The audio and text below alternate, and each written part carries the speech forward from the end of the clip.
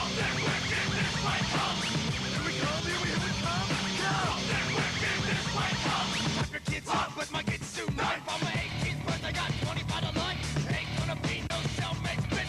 Watch your back, they'll be right. Ready to dead. Man, you put me for a fool, and you ain't too fucking smart. And I'm flying through the air like the poison tip lawn. So my random buckets on my local Kmart. Coming off the top, I was like in there all night. Slice shit, like can't come.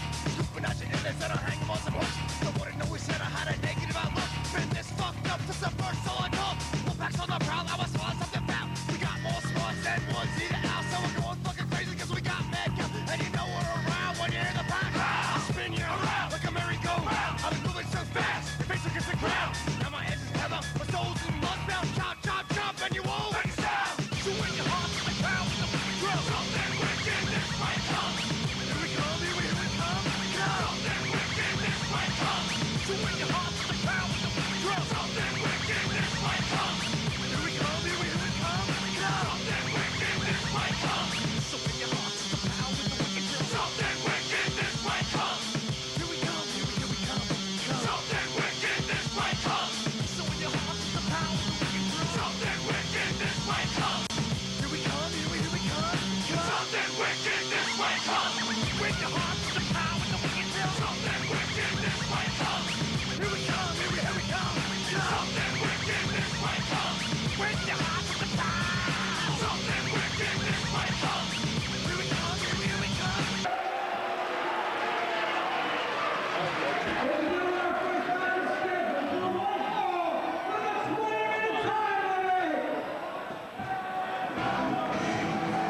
From the heart of Philadelphia, the wrestling capital of the world, from the world-famous Viking Hall, a.k.a. the ECW Arena, it's time for Propane Pro Wrestling.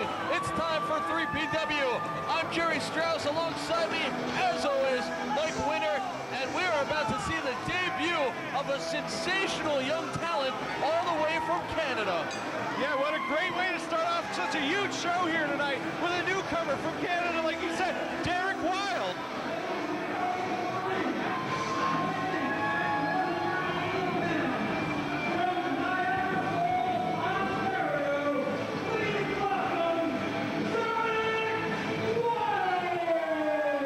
They call him the Danger Boy. High Risk Offense is the name of his game, and we're going to see him for the very first time here at 3PW. He's taken on a guy who's been making quite a name for himself as of late. Yeah, definitely his opponent here tonight has definitely made quite a name for himself. He's a rookie himself, but maybe he has a chance here against this newcomer here, Derek Wylde. This crowd is certainly a buzz tonight. We've got a huge event of action lined up for everyone in attendance, as well as you good people at home watching this event on Smart Mark Video. As we await the entrance of the opposition for Derek Wylde, we want to remind you good and early to log on to smartmarkvideo.com for all your wrestling video and DVD needs. Mike, finally. Hey, he can take all the time he wants. He's been on a roll here at 3PW. Let's go down to Bob Ortiz for the intro.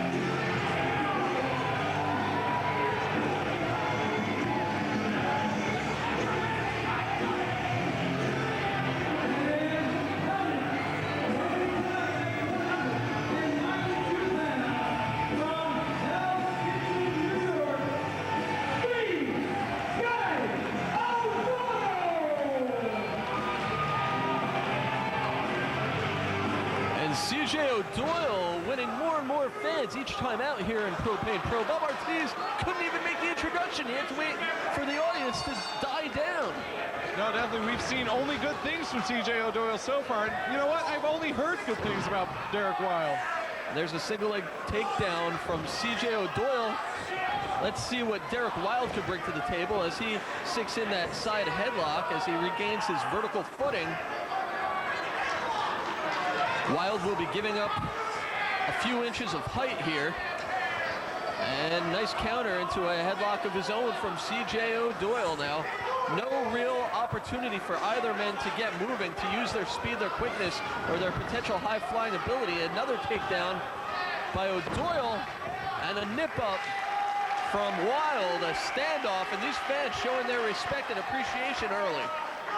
Well, definitely, this is a good outing so far for Derek Wylde here. Showing he can go move for move with CJ O'Doyle. Win, lose, or draw, O'Doyle has shown himself to be a potential 3PW star in the making. He's on the move now. Backslide attempt, CJ O'Doyle. He's got the shoulders down, only a 2 count. Arm drag by CJ O'Doyle. There's one from Derek Wylde. Another pin attempt from O'Doyle. There's one from Wylde, only a 1 count for him as well. Schoolboy, we got only a 1 count from O'Doyle, and another standoff. These guys are too quick for words. No, definitely these two competitors making the referee work here tonight.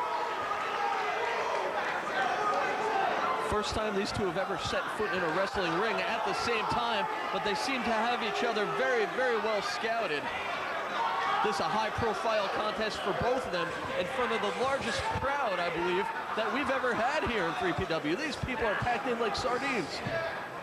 All these fans here to see the great action here tonight, starting off with CJ O'Doyle, Derek Wylde. I mean, it can't get much better. Wylde holding on to the ropes, and a backdrop sends CJ O'Doyle all the way to the floor. And here goes Derek Wylde. He's on the move. Wow! Awesome maneuver. Derek Wylde bringing the crowd to their feet early here at Viking Hall. Awesome no-hands corkscrew. And Wylde may have knocked himself a little silly there with that one. They're both having some trouble getting back to their feet. No panning outside the ring here in 3PW. So that's hard concrete, hard floor out there for them to land on. Cold concrete, too. And a springboard twisting heel kick from Wylde, 2.5 count.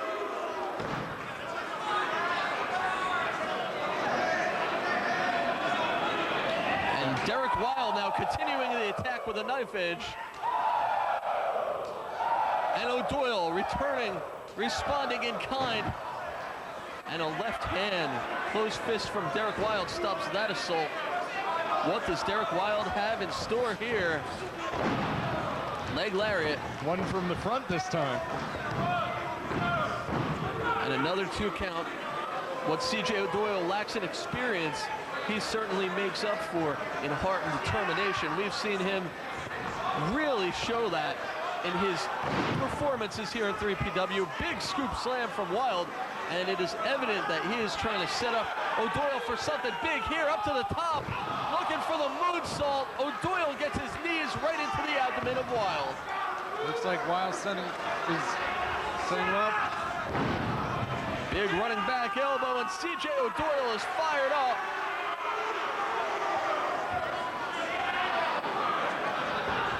These fans excited to see 2 of the top up-and-comers here in 3PW. Wheelbarrow position, and Wylde floats around into the Bulldog. Only a 2 for Wylde. This is just an exciting match starting off our card here tonight. Only a 2 count. And what would a victory do for the career of both men here, Mike? It's so important. I mean, both men. I mean, this is 3PW. This is where every young talent wants to come. You know, this is very important for both men to win this match. It's their opportunity to impress in front of the most hard-to-impress crowd in the world right here in South Philadelphia. Both of them have won the respect of this crowd thus far, but who's going to come out on top? Backdrop from CJ O'Doyle, but he eats a foot. O'Doyle with a counter into the reverse DDT. The inverted DDT could get the 3 count, but O'Doyle's slow to get over to make a cover. He's on his feet. Setting him up. Oh, Going to the top. Could this be his top rope leg drop? his skin is so white, you gotta wear shades, but he's up to the top rope. Big time leg drop. He lands it perfectly. That's gotta be it. Oh! Derek Wylde manages to kick out. Is he calling for the West Side Sickle? That big time clothesline, all that power in that right arm is gonna connect. No, Derek Wylde out of the way. Floating enziguri. That could be the knockout blow. But Derek Wylde unable to get over to make a cover. He's unable to really move. Both men out of it here, Mike. It's a hard fought match so far. Neither man had a clear advantage throughout this entire contest. Both men struggling to regain their footing. Derek Wylde back on his feet with the help of the ropes, and now he's climbing. Once again, they call him the Danger Boy, and this is certainly a dangerous situation for Derek Wylde. CJ O'Doyle cutting him right off. What does CJ have planned? Top rope German suplex. He's holding on. He's looking to pop those hips, as they say, from all the way from the top. Be a top rope dragon suplex. Oh! Taking him all the way over. That's it.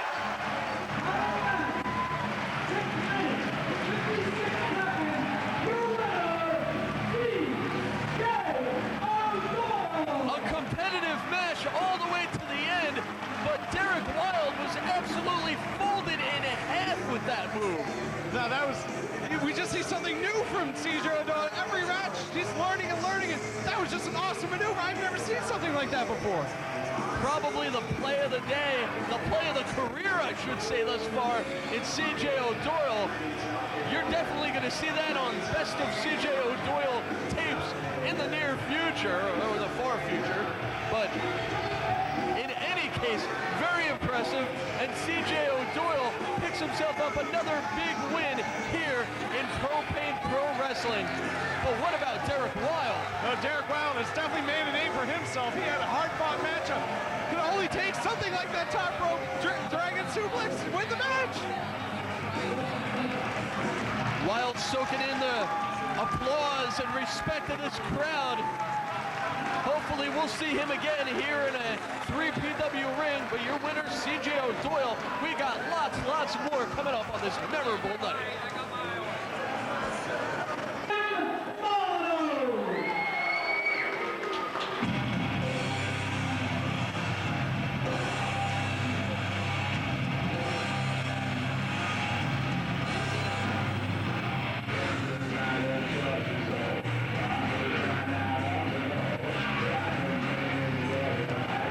Set for our next match, and here comes the flunky, the lackey of our commissioner and 3PW heavyweight champion Raven, Jack Victory, getting set for one-on-one action. You get that right. He's the bodyguard. He is the muscle behind Raven.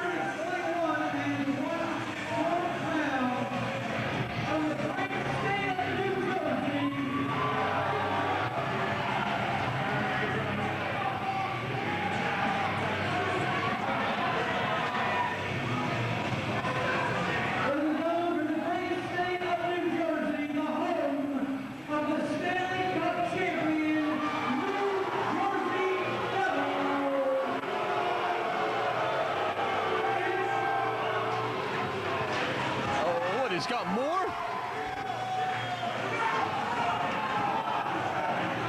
Just because he kisses up to the boss, he thinks he can tell our ring announcer what to do? Unless Bob Ortiz wants to get fired, he better do what Victory says.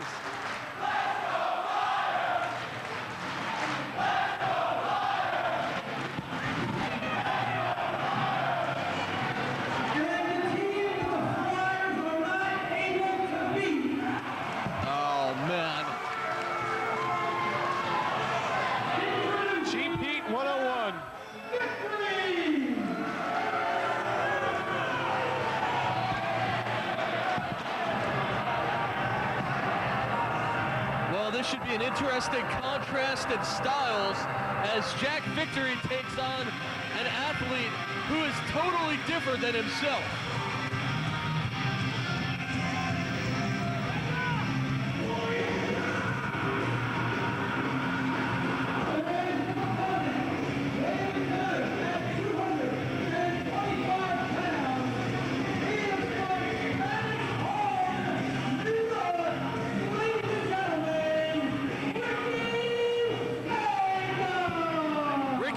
Making his return to a 3PW ring. We've seen some tremendous things from this young competitor, and you can see he's no nonsense here tonight as he has a shot to knock off the veteran hardcore warrior known as Jack Victory.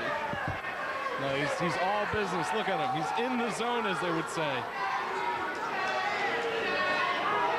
This will be a big, big victory for Ricky Vega here tonight if he were able to upset Jack Victory. Two totally different athletes. Vega, as you can see, very trim, in very good shape, streamlined. Victory, not so much. He's more that old school brawler physique. Beef and potatoes. There you go. Steak and potatoes. What would that make Vega? Vegetables and cheese? I'm just trying to cover the food groups. He does have a six-pack. Not the same kind that Jack Victory had. Well, Victory has a keg. Collar and elbow, side headlock by the significantly smaller Ricky Vega. Vega's going to have to use that quickness because I think Victory can hit him a lot harder than he can hit Victory.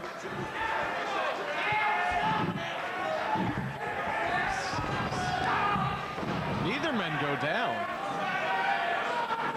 All that momentum from Vega coming off the ropes, still could barely move Jack Victory, who has a few inches on Vega as well. Yeah, no. Height. I'm sorry. Sorry, Jack. Don't beat me up, Jack. He's bigger in every way. Well, we haven't confirmed every way, but mostly. You should ask Raven. You better be careful. Your job's on the line too with Raven in charge. Yeah, I don't want to mess with Raven. He came up here last time. Thought he was definitely coming after you. You never know what will happen during the Raven regime here as he reigns atop 3PW as both commissioner and 3PW heavyweight champion. We're going to see that championship on the line in the biggest grudge match in the history of 3PW later tonight. Flying shoulder tackle by Ricky Vega, and Victory sent all the way to the floor to regroup. Referee keeping Vega back. Wants this to be a clean wrestling match. And Vega's got to stick and move. He's got to hit and run. He's done a good job so far, but he's got to keep it up. He can't let up on Victory for a second, or he might find himself in big trouble.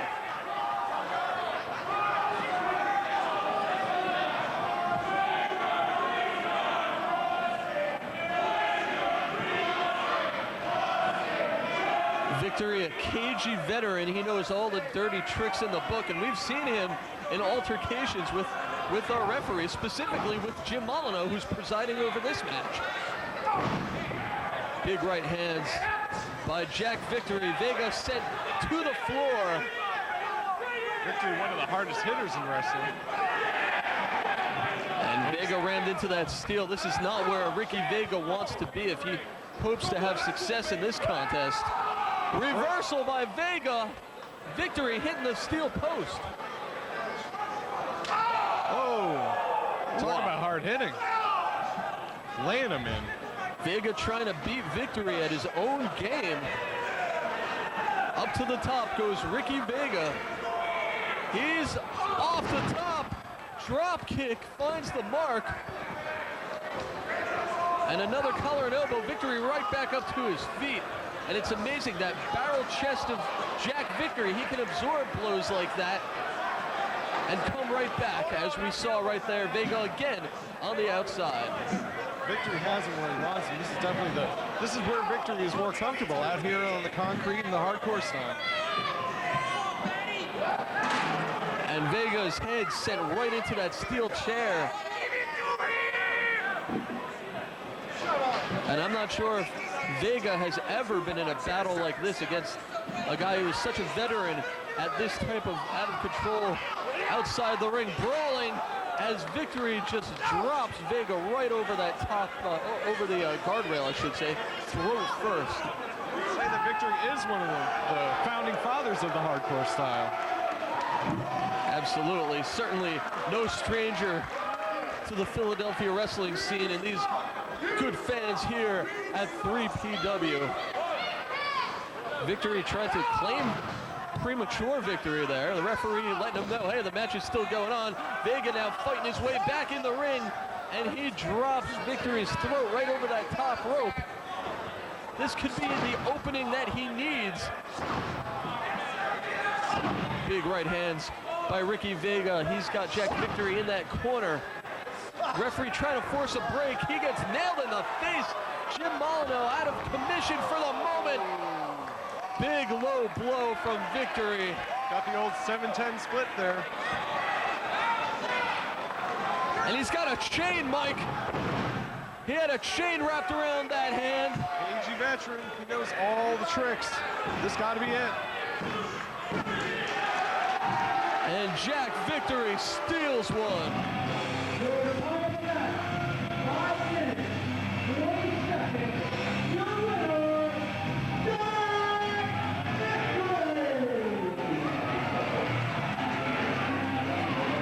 Ricky Vega came into this match with the right attitude, no nonsense, looking to hit and run, looking to try and match Jack Victory, blow for blow, hit for hit. But what he didn't have was that experience, that veteran leadership that Jack Victory possesses within himself.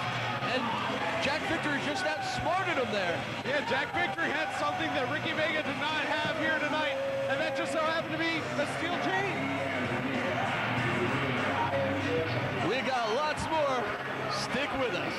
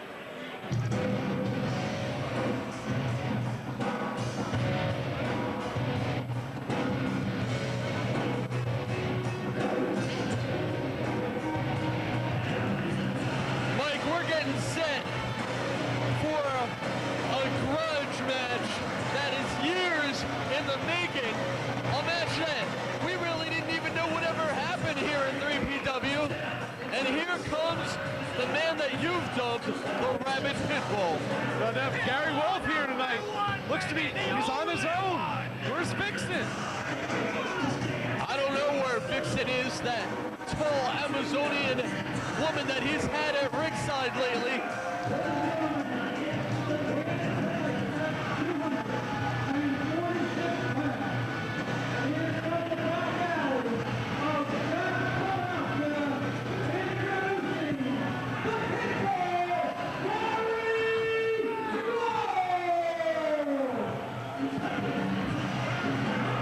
Wasn't until recently that the situation came to light, apparently at our last event here at Viking Hall. A situation erupted between the Pitbull Gary Wolfe and the man he trained and brought into this business years ago, Combat Zone Wrestling Zone Wifebeater, and we're gonna have ourselves a grudge match right here in 3PW here in Viking Hall, a match we thought we'd never see.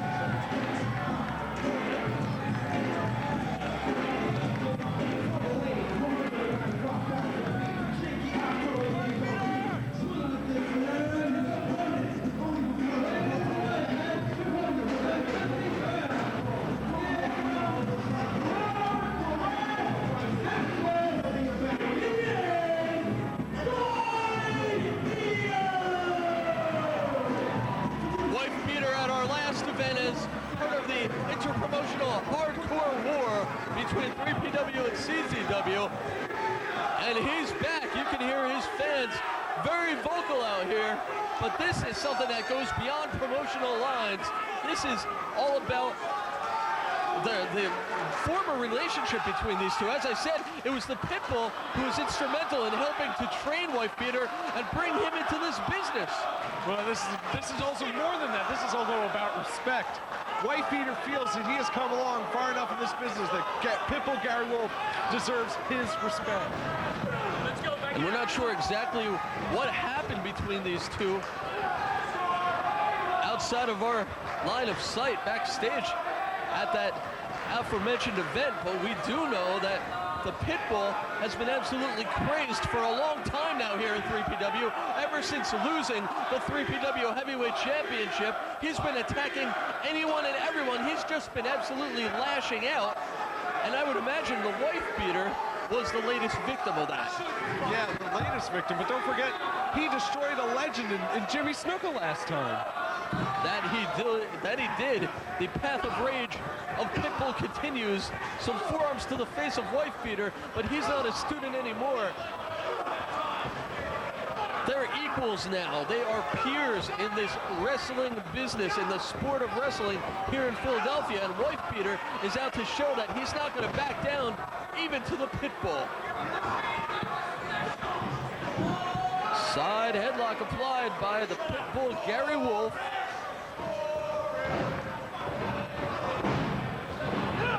Pitbull on the move, leapfrog from Wifebeater, big power slam. Whoa! Burying that fist down in the nether regions of the Pitbull Gary Wolfe. I think he just had him neutered. I was about to say, guess that proves he wasn't neutered before this. Not to crack jokes at the Pitbull, dangerous man. Yeah, absolutely. On the outside now, Pitbull reversing that whip into the corner. Wifebeater meets the steel. The Wifebeater, certainly a guy who's willing to put his body on the line, his very own physical well-being on the line for the sake of competing, for the sake of proving a point, of winning a fight. And he's firing back, reverse knife edges. Who knows, they could come up here again, Jerry. Looks like, Wifebeater with a chair, and another chair. What does the Wifebeater have in mind so early on in the match? He's lining up the chairs.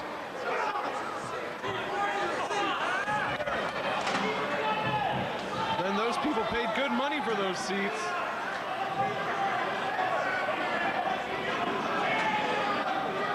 I don't think this is for a game of musical chairs. That would be the end of wrestling to see a musical chairs match. Uh-oh, here it comes. He's gonna That's the power bomb. He knew he was in trouble. He was about to get powerbombed on those chairs. Going for a power bomb of his own. Oh! Right through the chairs onto the hard concrete. The Wifebeater going through the very chairs that he set up. Cruel irony at its best or worse, depending on how you look at it. It's definitely good for the Pitbull Gary Wolfe, because here's where he'll capitalize. Just like a Pitbull, he will latch on to his opponent. He won't let go. This can only mean victory for Pitbull Gary Wolfe. And these fans have absolutely turned against Gary Wolfe since this new bitter attitude that he's exhibited since losing that 3PW championship. He's a totally changed man. He is more sadistic, more evil. This man is just dangerous. We got a pin attempt, middle of the ring. That's only a 2 count. And the Pitbull can't believe it. He just put that man, the man who he brought into this business, his former student, he just put him through what looked to be about 6 steel chairs. And he couldn't put him away. A big vertical suplex, nicely done.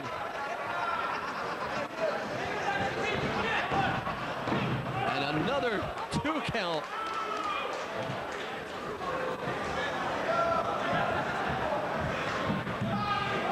And look at the Pitbull now. Maestro cradle. Another 2 count. The Pitbull is trying everything. And a roll up from the Wifebeater only gets a 2. The Wifebeater able to recover in the blink of an eye. Looking for the big boot. Gary Wolfe catches him. Big forearm by the Wifebeater. He's firing away. Here comes the Wifebeater. And another big forearm, nowhere for Wolfe to go. Another one knocks him down to the mat. And the man from Trailer Park, Texas, has the former 3PW champ reeling. He's got his teacher on the ropes. With the speed. He's looking for that big, the big finish. He almost had him, but a Death Valley driver, the choking bomb didn't hit, but the Death Valley driver did.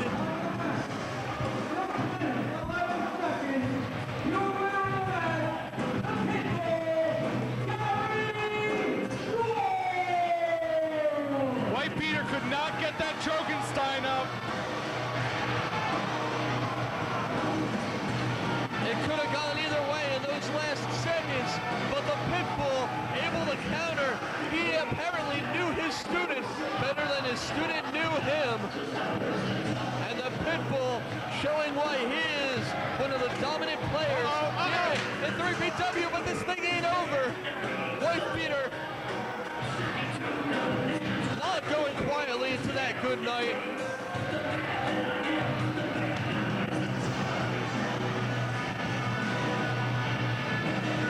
But it's the Pitbull Gary Wolfe, once again victorious, continuing his reign of terror here in 3PW. We can only wonder who his next victim will be.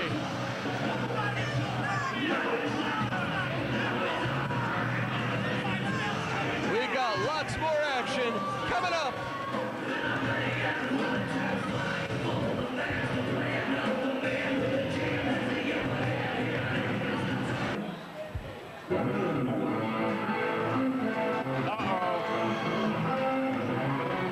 This is one of the big matches we've been waiting for tonight, Mike. This should be a classic. One of the matches, but not one of the men I've been waiting for. One of the most obnoxious men I've ever met here at 3PW. Straight from the Commonwealth of Virginia. Once again, the new school Joey Matthews making his way to the ring, and he's going to have one hell of a challenge on his hands coming up in mere seconds.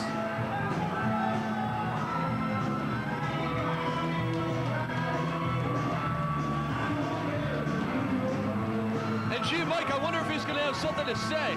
Let's hope not. Oh no. Oh, what a shock. Always a joy to hear Joey Matthews speak.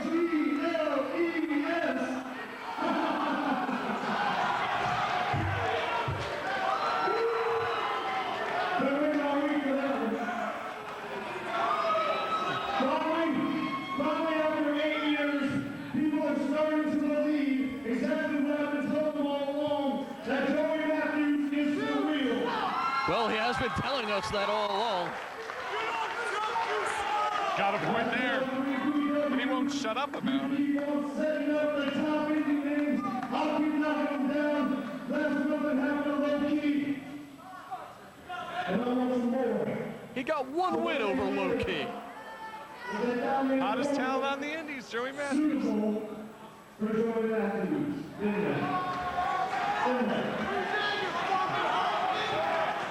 So please sit there and bear witness to Joey Matthews.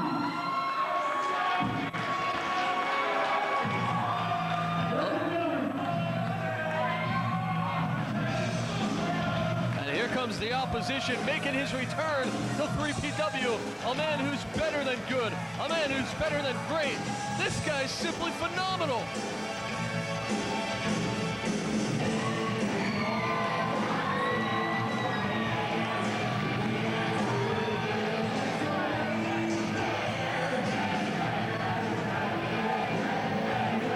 These fans are on their feet for the return of one of the most talented competitors worldwide in this business. Let's go to Bob Ortiz for the introduction.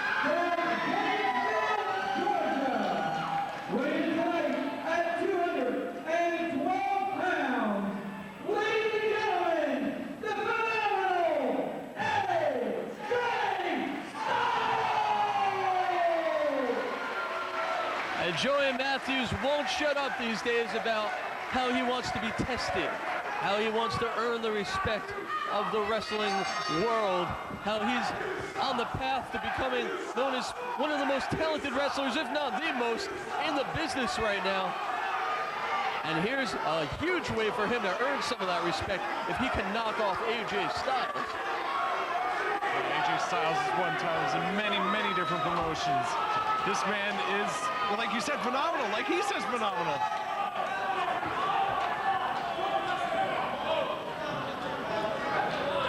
Joey Matthews slow to enter the ring. And we know both of these guys are talented. We know that Joey Matthews, as well as obviously AJ Styles, are beyond talented. They're two of the greatest athletes today.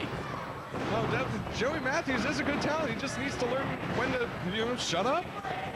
Hard collar and elbow, intense collar and elbow, and AJ Styles would not let up, pushing Joey Matthews into that corner. We have a clean break, but AJ Styles is obviously here for a battle. Sizing each other up here. Another collar and elbow now. Down on the mat, neither man letting go. Styles trying to get to his feet, unsuccessful. Both men back on the ground, but Styles on top. Neither man letting go. This is part of that new intensity that Joey Matthews is trying to exhibit. And he has been somewhat of a changed athlete lately. He's been hanging with some of the most intense, most hard-hitting athletes in 3PW, in the business in general lately. I mean, he did go toe-to-toe with Low Key. Yeah, we went toe-to-toe, blow for blow with Low Key, if I don't remember. Not to mention the sensation known as Ruckus, who we'll be seeing later on.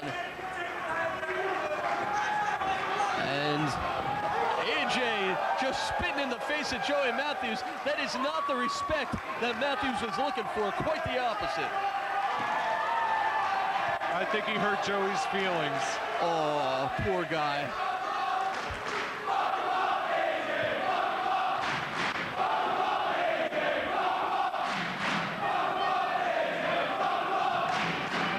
Just mental games being played now by both Matthews and Styles, who's not above showing some cockiness himself, but he's certainly worthy of having a great degree of confidence. Joey Matthews now wrenching on that left arm of Styles. Taking him down now. He's on top for a pin attempt, not even a 1 count. Styles floats right back to his feet. Into a hammerlock by the phenomenal AJ Styles. And Joey Matthews looking for a counter. Into a fireman's carry, and another pin attempt gets a quick 1 count, but no more for Matthews. Just a little bit of feeling out here, Mike. Yeah, feeling out, psyching out period, actually. Joey Matthews looking pretty confident right now that so far he has displayed that he can hang and match AJ move for move, and just like that, Styles drops down with the left arm of Matthews, who immediately goes for the ropes to force the break. More mind games by Joey Matthews here.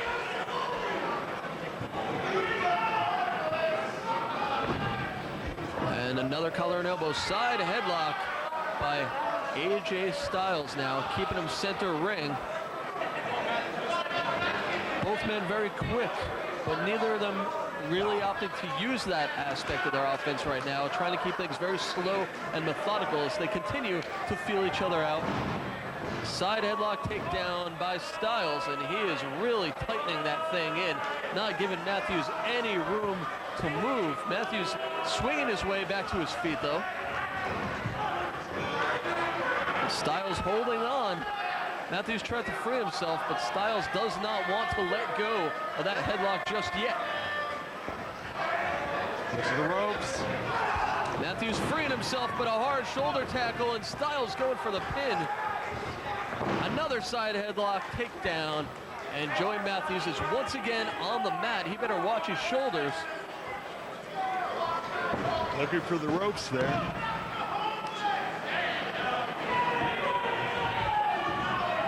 And Matthews again using that leverage. using that right leg as a pivot point to get himself back to his feet. And just stomping on the foot, and that was enough to reverse that headlock. Unorthodox maneuver there. Simple yet effective. That's Joey Matthews to a T, maybe even mentally. Shoulder tackle by Matthews sends AJ Styles down to the mat, and a trip up by Styles, and back to that side headlock. Beautiful series of maneuvers by AJ Styles. And when you talk about innovative, unorthodox moves, AJ Styles immediately comes to mind. Here's a guy who seems to invent things every match. No, definitely, but it all leads up to that Styles clash. That phenomenal finish from AJ Styles. Matthews shoving Styles off. He simply drops back down, grabs hold of that headlock once again. One step ahead of Matthews. Admittedly, Matthews is truly one of the more intelligent in-ring competitors, but AJ Styles has been outsmarting him every step of the way thus far. Has Joey Matthews met his match? Will we see a clean break here? And Matthews begs off, rolling out of the ring again. Looks like the pressure might be getting to him a little bit.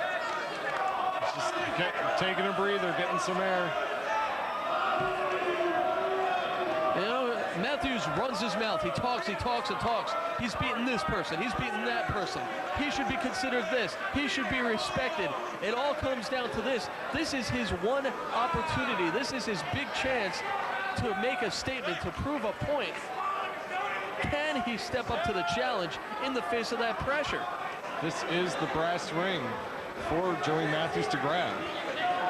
A win here tonight would definitely put him up there in the top 5 men in wrestling here today.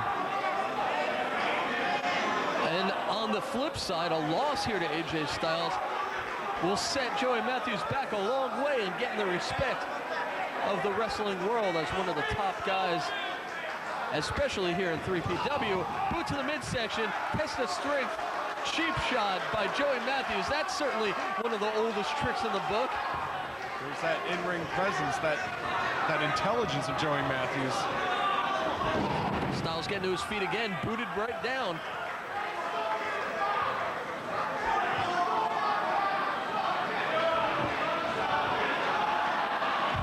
And Matthews... That was unnecessary. That's never necessary. And AJ Styles rolling back. He reversed it. And now he's got all the pressure on those knuckles. Forearm from AJ Styles. Styles flipping over. Arm drag by Joey Matthews. Beautiful presence of mind.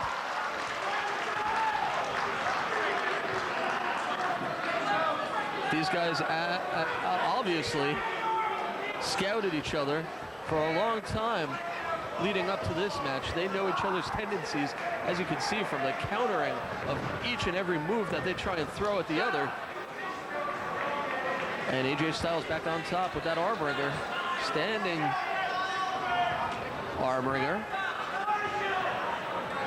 Matthews signaling that he's going to roll through and counter it.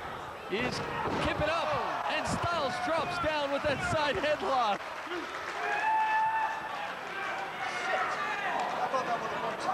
You know, we keep talking about the intelligence of Joey Matthews. Don't sell Styles short here.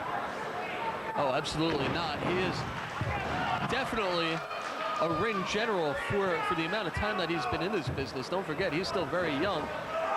He's only been around for 5 years or less, using that turnbuckle to bring Matthews down with the headlock again and getting a 2 count.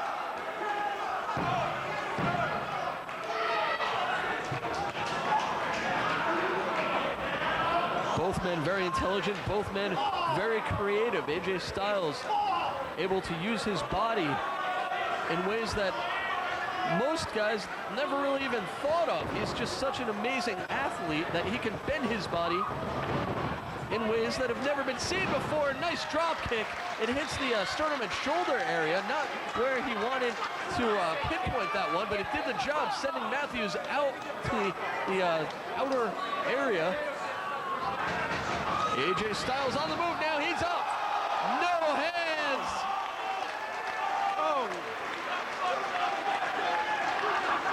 somersault clutch to the outside from the phenomenal AJ Styles, and these fans are on their feet.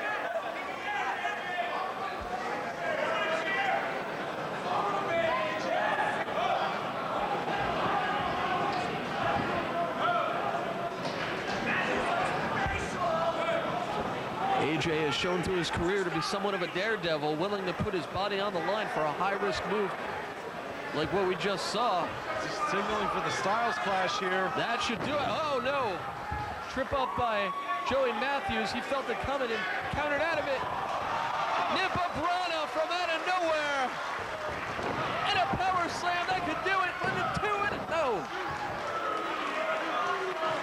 Pace is picking up here. Scoop slam from AJ Styles. He's on the move. And a nice knee drop. And only a 2 again. And Styles now in firm control. And Joey Matthews has to be thinking, how can I come back from this? How can I trip this guy up? Give myself some room to breathe here. Duck under by Joey Matthews. He's up in the wheelbarrow, lands on his feet. Counter, waist lock, looking for the roll-up, but AJ Styles with a back elbow. He was looking for the springboard, but Joey Matthews drop-kicking him all the way to hell on the outside of the ring. Not a good position here for Styles.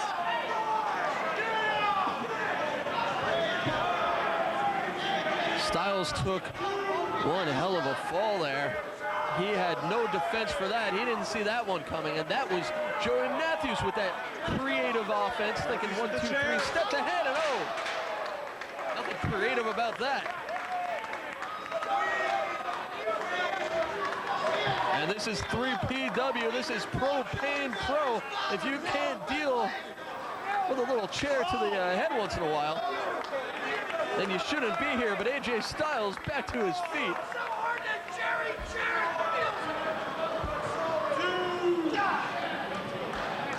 Right hand from Joey Matthews, who's taking Styles around the ringside area. Back in the ring now. He's up on top. Styles better turn around because... Whoa! Hard flying clothesline. And that could do it. No, only a 2 once again. And Joey Matthews has got to be feeling some frustration right now. He can't seem to get a clear advantage over AJ Styles. He can't seem to put this guy away.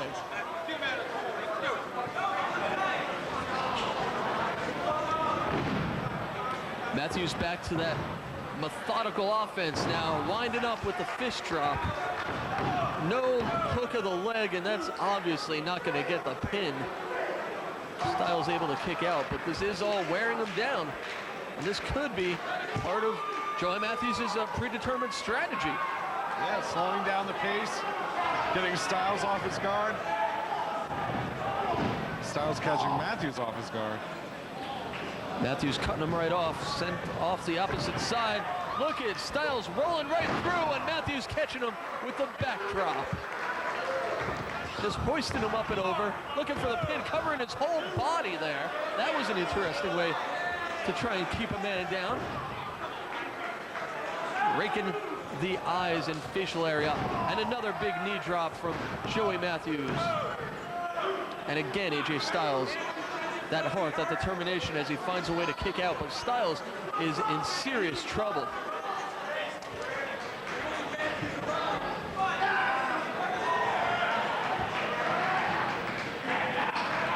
And now Joey Matthews, the new school, using a very old school tactic, just wrenching on that neck. Styles has an open shot to try and fight his way out of it, but the pain that he's feeling in that neck and shoulder area is preventing him from winding up and heaving that right arm with any sort of force or power. Joey Matthews, a master of those pressure points. And Styles able to free himself finally, but he eats a back elbow. And Matthews again, good hook of the leg, that could do it in only a 2.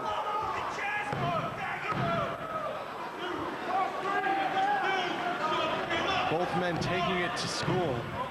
Repeated covers by Joey Matthews, not getting him any closer to his victory. And that was probably his best one yet, hooking the leg all the way over Styles' own head, and still AJ Styles able to kick out. And these fans showing their displeasure for the slow-paced, methodical style of Matthews. Matthews calling for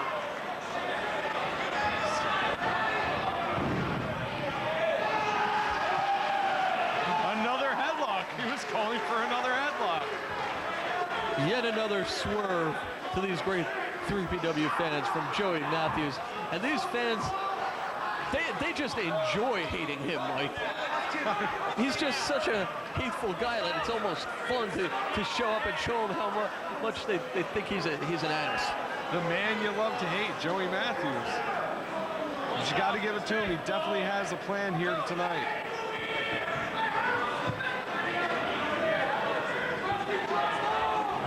And Styles trying to swerve his body now, and he got his foot on the ropes to break the hold, but Matthews, like an animal, right back on the attack, and again looking for the pin. Again, AJ able to bridge that shoulder up. Oh, talk about bridge. Wow. Knee to the small of the back, just pulling him. He should not be bending that way. AJ Styles, one of the most flexible athletes in pro wrestling, but even he should not be bent back that far. He's back to his feet, or one foot. Now he's on both feet. And Styles looking for an opportunity to break this hold. Burying some weak elbows. Now a right hand, another right hand. Matthews holding on to the side headlock. He's whipped off. Styles putting his head down, but a discus clothesline out of nowhere. And Joey Matthews is loopy. And AJ Styles is back down on the mat. That may have been his last gasp. That may have been his last burst of energy. Matthews bringing him up off the ropes. Duck under by AJ Styles. And a spinning kick right to the head. And now Matthews is down and out. Matthews has no idea where he is right now. Both men to their feet. And Styles, will he seize the opportunity to come back, to get some offense in? The knife edge was step one, looking for a whip off the ropes, but Matthews holding up to the rope to block it. Back flip kick to the head. Out of nowhere, once again, I don't know how many times we've said that this match. These guys just pulling everything out of the closet. Out of nowhere. And these fans coming alive. AJ Styles coming to his feet. And he's looking again for that Styles clash, Mike. This could be it. Matthews holding on to the ref. Desperation. Thy name is Joey Matthews. And he did it. He fought off the Styles clash. That would have been it for sure. You got to give it up to Joey Matthews. He may not be the most honorable guy, but he finds a way to get the job done. Clothesline again, a duck, a springboard by AJ Styles. Reverse DDT, center ring, and that's going to do it. A two and a... Oh! Matthews. Joey Matthews somehow pulling out a kick out, somehow getting his shoulder up. And AJ Styles, I think, is in a bit of disbelief. Styles going for the suplex here. Matthews trying to block it, but Styles has him up, down on his feet. He was looking for that neck breaker. That's a classic Styles move, but Matthews had it scouted. Gets him up, torture rack position. Oh, and dropping him down face first on his knee. That's it. That's got to be it. No!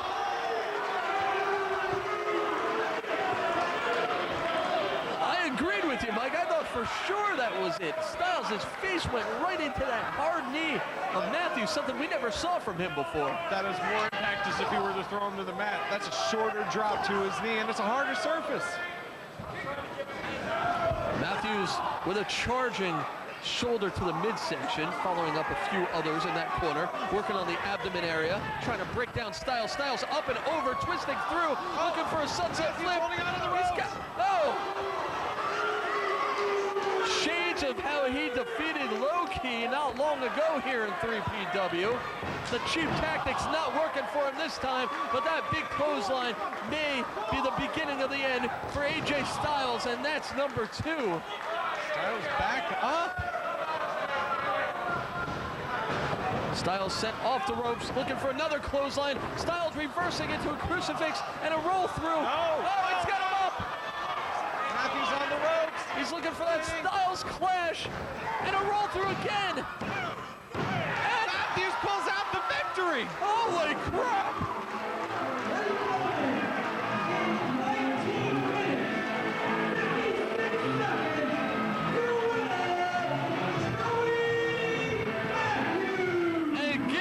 To the new school. You may not like him, you may not respect him, but you gotta give it up for what he was able to accomplish here tonight. That just proves Joey Matthews won this match clean. He didn't even need the ropes this time. Maybe this will teach him a lesson. Joey Matthews with one of the best performances of his career. And my God, I'm sure we're going to be hearing about this match for years. Just unbelievable. Just a great 3PW classic right there.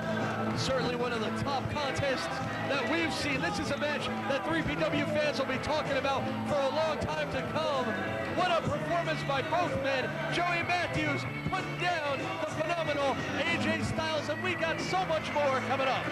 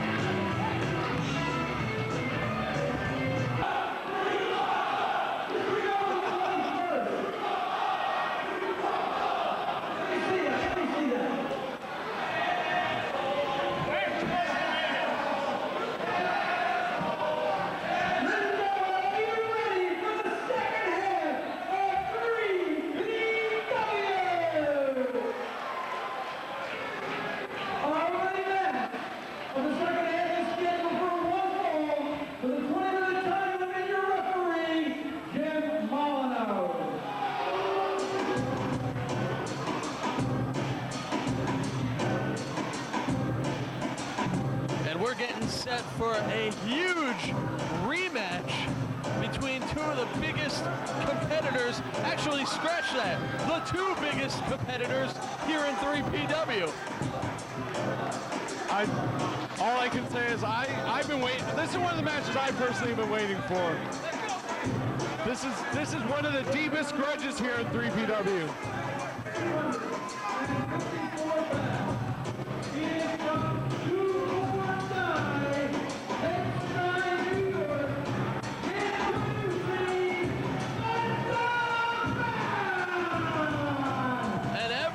Monsta Mack broke away from the Hit Squad and embarked on a career for himself. He's been nothing but successful here in 3PW, and he has been on quite a roll, specifically against the man that we're about to see come out of that curtain.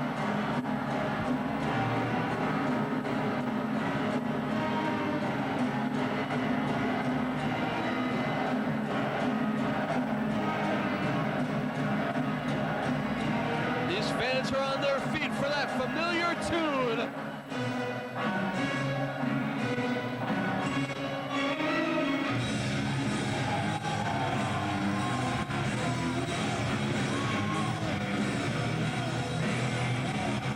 And here comes the angry Amish warrior. Here comes Roadkill.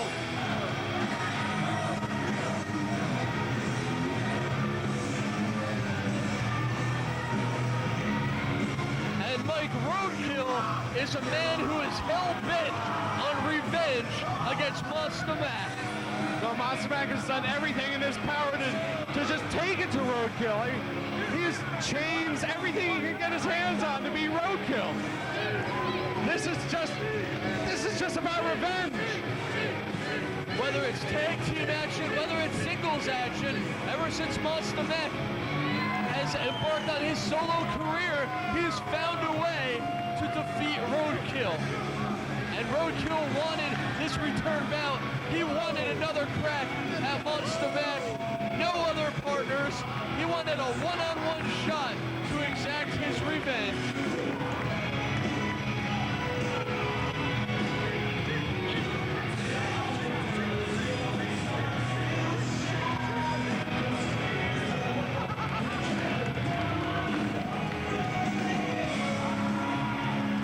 Always a huge ovation for Roadkill.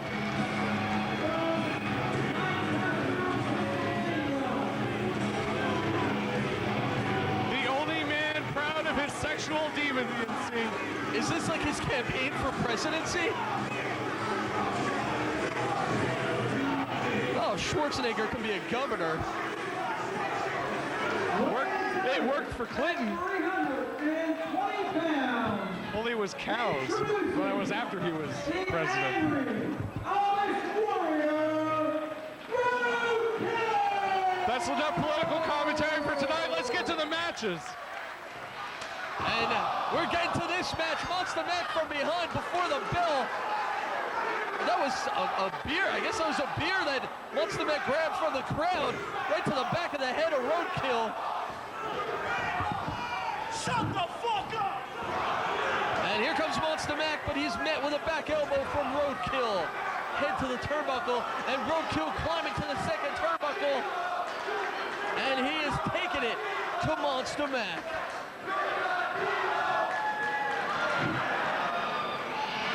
And one of many pelvic thrusts we've seen tonight, but a low blow, and Roadkill sent all the way to the outside.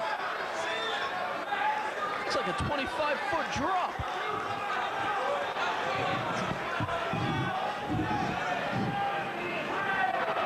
And now Monsta Mack continuing the assault. Boots, and now a headbutt from Monsta Mack, who has shown absolutely no remorse, no mercy, since he's broken out from the hit squad, since he's taken it upon himself to take his career into his own hands, looking for a drink to the head again. Roadkill fighting back, and there's some revenge for Roadkill. Definitely some measure of revenge. I bet you Roadkill could have dropped him from the rafters and fought back. Roadkill just ran Monsta Mack into that pillar that holds up the building pretty much. Reversal. Backstage. Monsta Mack just threw Roadkill all the way Where through are they the going? Oh, he's waiting for him. Oh, Monsta Mack is ready. Roadkill has no idea what's on the other side of that curtain. It's not the Wizard of Oz, but oh! Roadkill out thinking Monsta Mack, and Holy shit! Holy shit! oh! A wild swing from the angry Amish warrior.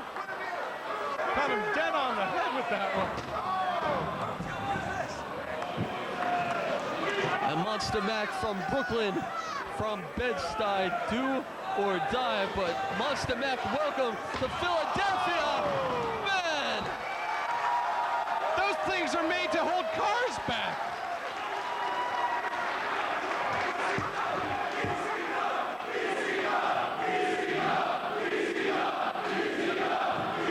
And these fans like what they're seeing here. Two men who don't give a crap about the rules right now. They just want to beat the living hell out of each other. And Roadkill now with that more conventional weapon, the steel chair. Roadkill getting his road coat. Oh no, going to the Roadkill will! Monsta Mack, a sitting duck, so to speak, and he took all the impact of the well over 300 pounds of Roadkill, and now Roadkill taking a breather, taking a drink.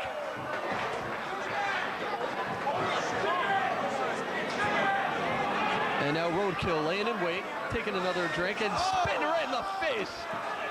Is that like Muda Mist? Or is that Bud Mist? I'm not sure Muda Mist is alcoholic. So I guess this is more painful. Well, that all depends on your point of view. Might be preferable. Roadkill to the second rope. Monsta Mack using that Road cone. yeah, the and Roadkill had no way to get out of the way of that. And look at the power of Monsta Mack hurling that thing one-armed right into the bald head of Roadkill. He may be out on his turnbuckle.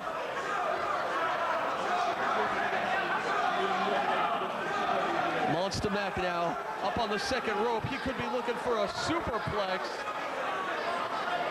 This would be the end of the match, you gotta think, and he nails him. That's a lot of weight and power behind that move, and Monsta Mack slow to recover himself.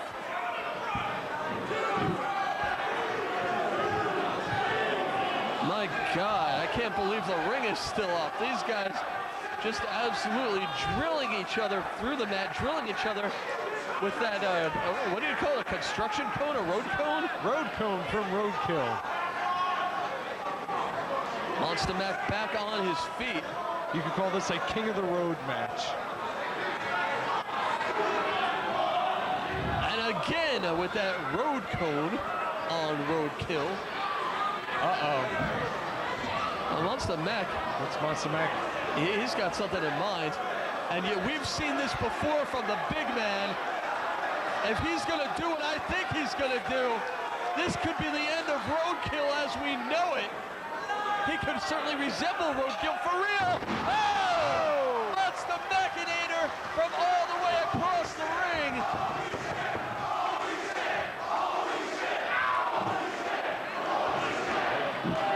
And these fans respond with really the only thing you could think when you see something like that. They took the words right out of my mouth there, Jerry. Monsta Mack has to capitalize. Over 300 pounds of weight hurling through the air into that hard plastic heavy road cone, all into He's the going for sternum another one. of Roadkill. You're right. Oh my God. And Roadkill's up. He's up. He hurled that cone right into Monsta Mack. And now it's Roadkill looking for a suplex. Just manages to get him over. Roadkill going to the top himself. Wait, you gotta be kidding me. Monsta Mack all the way across. And nobody home. Monsta Mack able to roll out of the way just barely. This is unbelievable, Mike. These guys, they're moving around like men much smaller. Big running clothesline. This is like a cruiserweight match. But with a lot more weight and force behind everything that they do, Monsta Mack nearly took Roadkill's head off, and now he's asking for a chair. Both men as big as 2 cruiserweights moving around as if there was 4 cruiserweights in the ring. Monsta Mack setting those chairs up. And I think everyone to a man or woman, as the case may be, knows that those chairs are the intended destination for Roadkill, courtesy of Monsta Mack, if he could pull this off. But what exactly does he have in mind? Whoa! Roadkill! He's got him up in that fireman's carry position. Forward burner! Forward burner from Roadkill through the steel!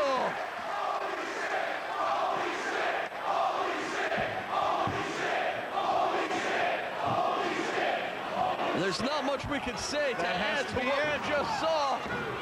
That's it. Roadkill gets his revenge.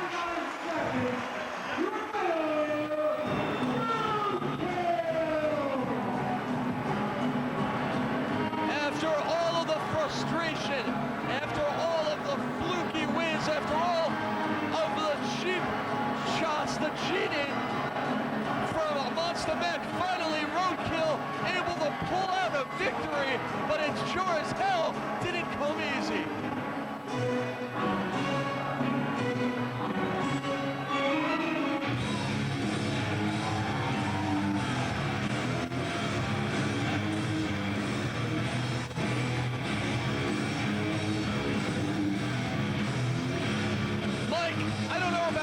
Well, without a doubt, that was one of the most amazing encounters between two super heavyweights that I have ever seen.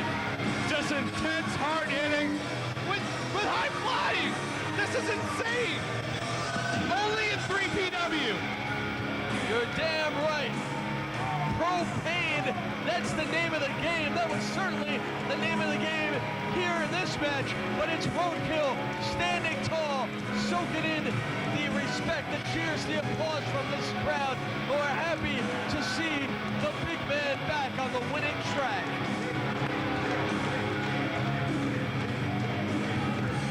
Roadkill for president? Hey, who knows? But for now, Roadkill with a big victory here in Viking Hall, here in the ECW Arena. We'll be back with more. Stay tuned.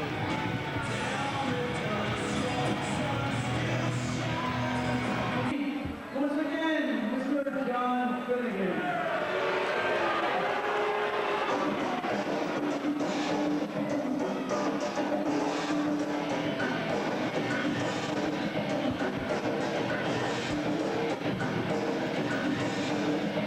As we set to reload and get back to some more one-on-one action, here comes a man who has truly earned a lot of respect lately. Here's a guy who won't say die. Here's a guy who is as tough as nails, and he has certainly proven that lately here in 3PW. Yeah, Damian Adams, the Debonair one, master of the pop-up drop, has a tough contest here tonight.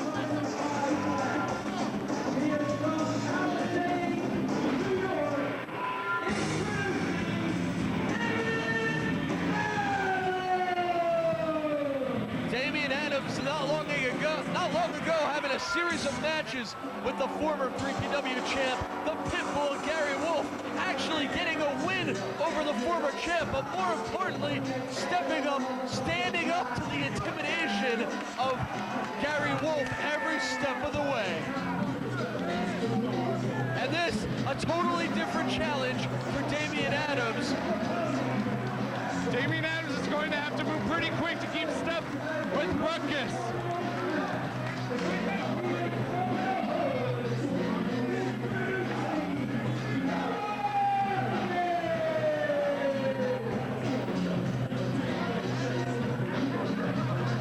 And the dynamic high flyer Ruckus coming straight from the hood.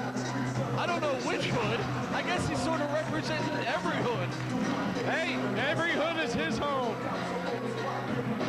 No place like the hood. I didn't know you were down, Mike. Oh, I'm down. I'm down because I know Ruckus. And we heard the opening bell, collar and elbow. Side headlock applied by Damian Adams, who is looking to continue his rise up the ladder here in 3PW. Leapfrog by Ruckus. Whoa, looking for the backflip and taking him down with a head scissors. Ruckus just defies gravity, and here he goes again, springboarding and rolling through, taking down Damian Adams. How in the hell can you defend against something like that? You just can't. You just got to sit back and watch. 2 count for Ruckus. And nice arm drag. Ruckus looking for his first victory here in 3PW. He's certainly impressed us on more than one occasion. And he's proven that he belongs here in Propane Pro, but he's looking for that first big win. Damian Adams looking for a victory himself to continue his upward path, belly to belly overhead suplex out of nowhere. That's the explosiveness of Damian Adams. 2 count for Adams. Adams getting on Ruckus here. Suplex. Nicely done. Rolls through. Uh-oh. 2 suplexes. And he's holding on again. For the trifecta. Back suplex, nicely done. And only a 2.5 for Damian Adams. Both of these guys so quick. So intense. Duck under, here comes Ruckus again. Backflip drop kick. 2 count for Ruckus. So explosive. These guys can hit you out of nowhere when you least expect it. Both men to their feet. Ruckus now in the driver's seat as he shoves Damian Adams into the corner. Some boots to the midsection, trying to wear that down. Into the opposite corner. Back suplex position. Damian Adams lands on his feet and a big time super kick. Nice balance by Damian Adams. Both men down here. Adams slow to get the cover and pays for it. Only a 2 count. And this crowd intently watching this contest. 2 up-and-comers here at 3PW. Who's going to wind up on top here? Adams looking for something big. He's headed to the top. Could this be that Bronx Bomb frog splash? No, he was looking for an elbow, I guess. Whatever it was, no water in the pool, and Ruckus buying himself some time.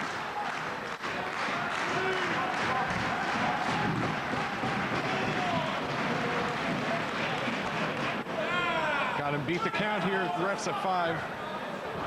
And both men making it to their feet. Big right hand blocked by Ruckus. Another right hand again blocked by Ruckus.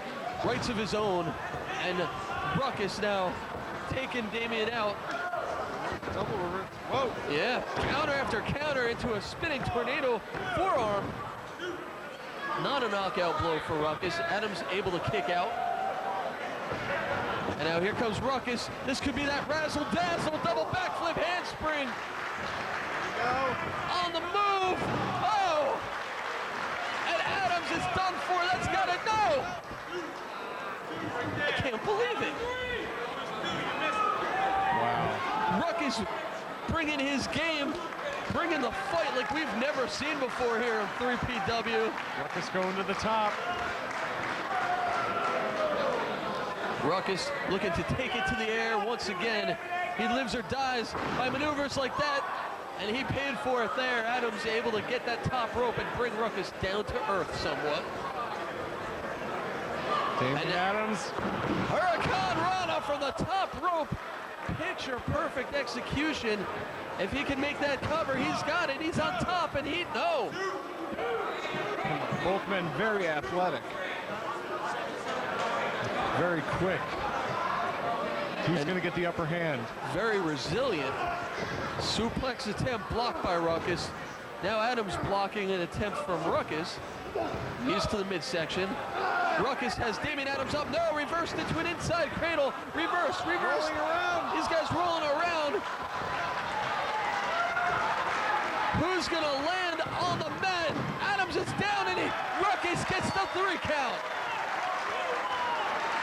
5 minutes, 8 seconds. Your winner,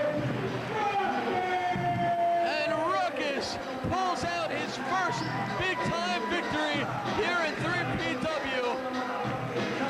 Oh, what a back-and-forth match. He just rolled through that. I mean, we say a lot of times that match could have gone either way. Literally, whoever was able to put the other shoulders down on the mat could have got the victory right there. Ruckus able to get the job done, and now he's looking for a handshake and a nice show of respect from Damian Adams and Ruckus.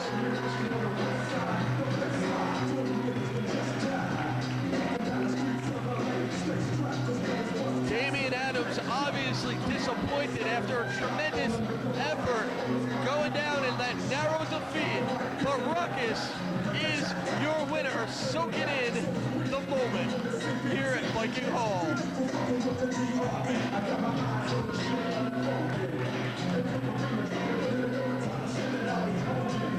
main event. It is for the 3PW World Heavyweight Championship.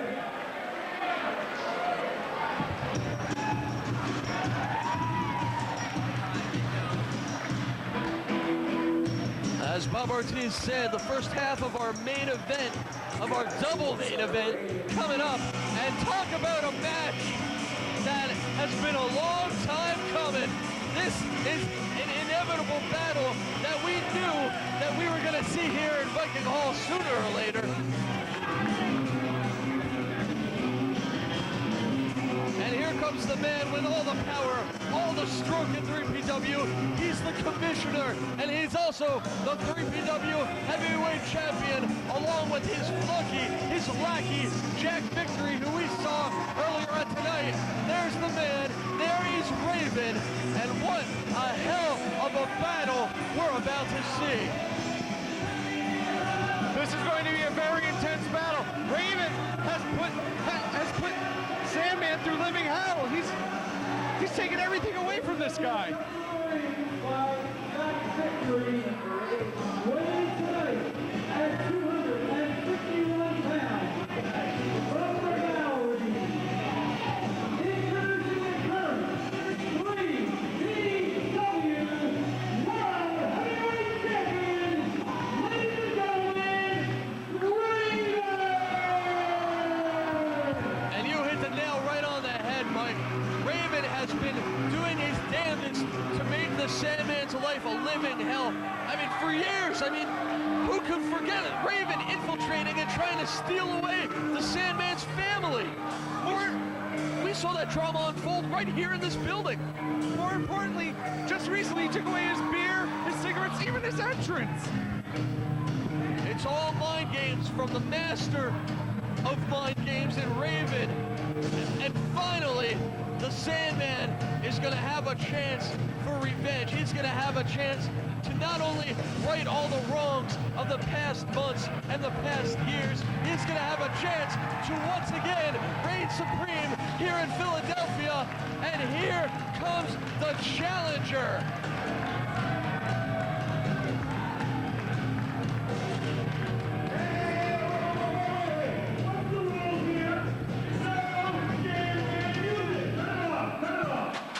And here we go again.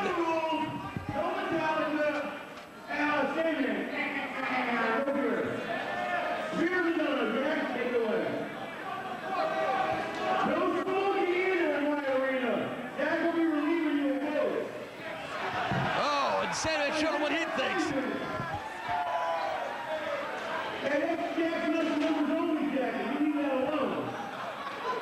Go get some beer and cigarettes. Put it down, whatever. How the hell can you consider this a fair situation? I mean, Raven's making up the rules as he goes along.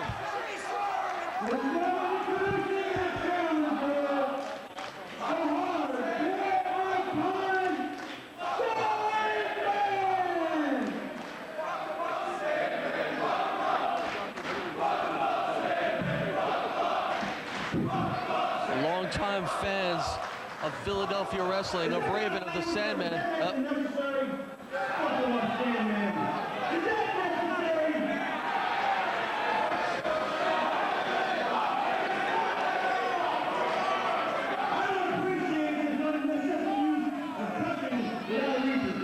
Oh, give me a break. What a load of bullshit. Sorry, Sarah. Sorry, Raven. Sorry.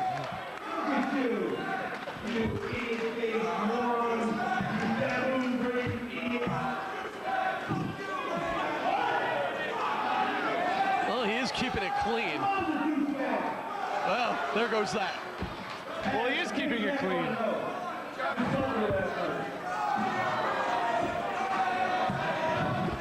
We can't even get a word in edgewise with this guy. Somebody has to take the mic away from him.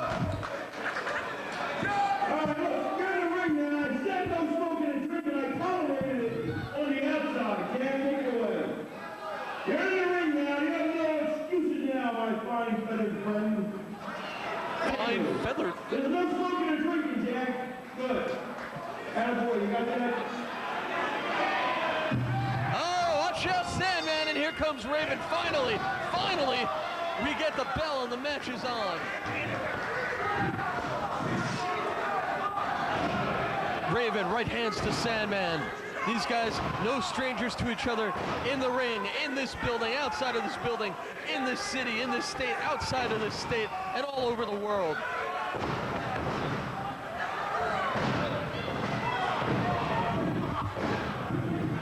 Raven now just stomping away.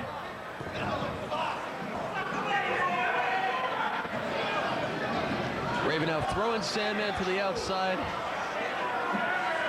And this is an unbelievable situation here. I mean, these guys have been chomping at the bit to go at it one-on-one since Raven made his surprise return here to 3PW, since he was announced as commissioner.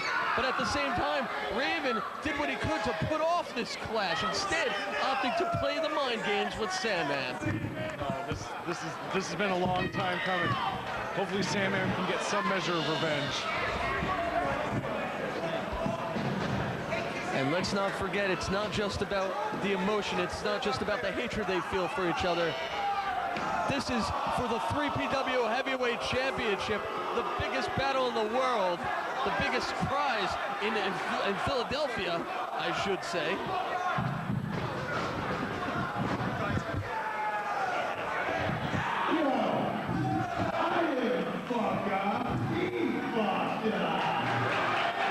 Watch your language, Sandman.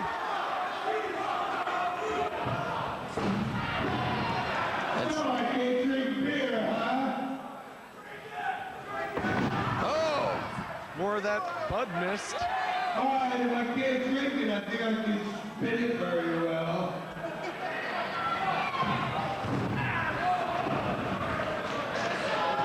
Well, he's not drinking the beer. He's not swallowing. He's following the rules. He's not inhaling.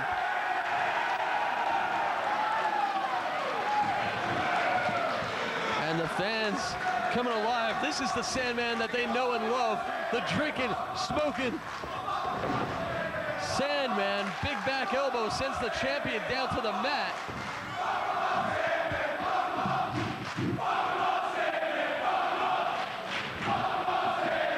And the Sandman riding the momentum, riding the energy that these people are giving him. Raven now heading for cover on the outside.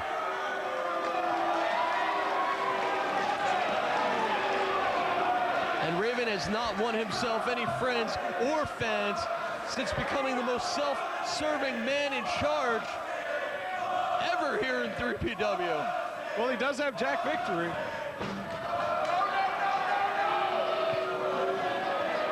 Jack Victory at ringside, ready to do anything for his man. Back rub, I suspect, is only the beginning of the things that Victory would do for Raven at this point. Anything for a company car, right? And now Raven with a super kick.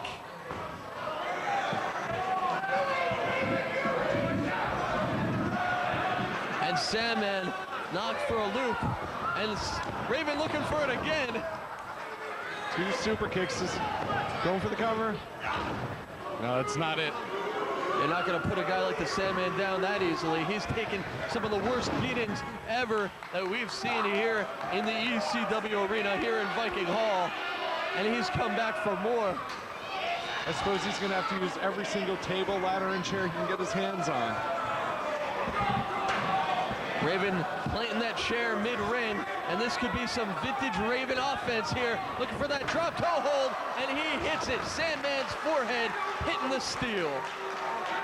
Victory sliding a table into the ring. My carpenter, Jack Victory. Set all the appliances up here.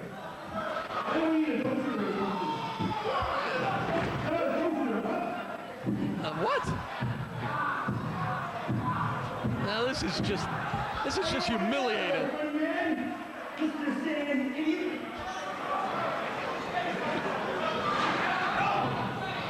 And Sandman back to his feet. He feels no pain. Another drop toe hold by Sandman now. Raven's head meeting the chair. Sandman used Raven's own pet move against him. I believe that might have really hurt Raven right there. Not just physically, but emotionally.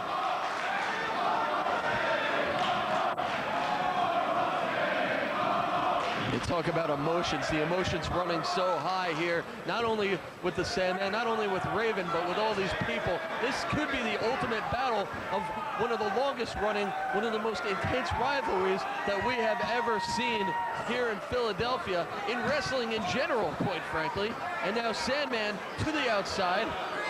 Sandman getting that ladder. I don't think he's going to use that for much climbing, though. Oh, and that's Raven, baseball slide. That put the ladder right in the face of the Sandman. Raven with that crimson mask. And now just ramming that ladder over the back of Sandman.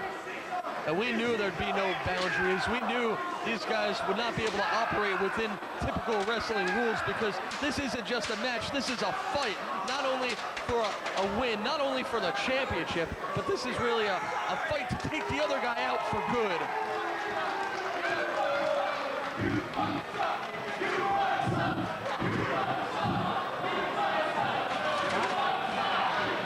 And Sandman fighting back again, elbows to the chest and sternum region. And now, among the people, among the 3PW faithful, the Sandman lays that hand into the flesh of Raven. And you can see the reaction. That hurt like hell. And Sandman now tossing the ladder into the ring. Oh, Raven. Midsection. Raven, another guy who over the years has proven an amazing ability to absorb punishment.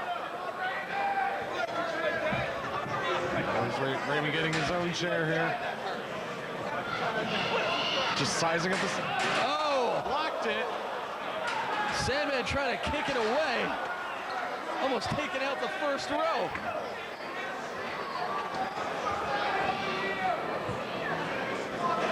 Fans, if you haven't been to a 3PW show, get your butt over to ECW Arena.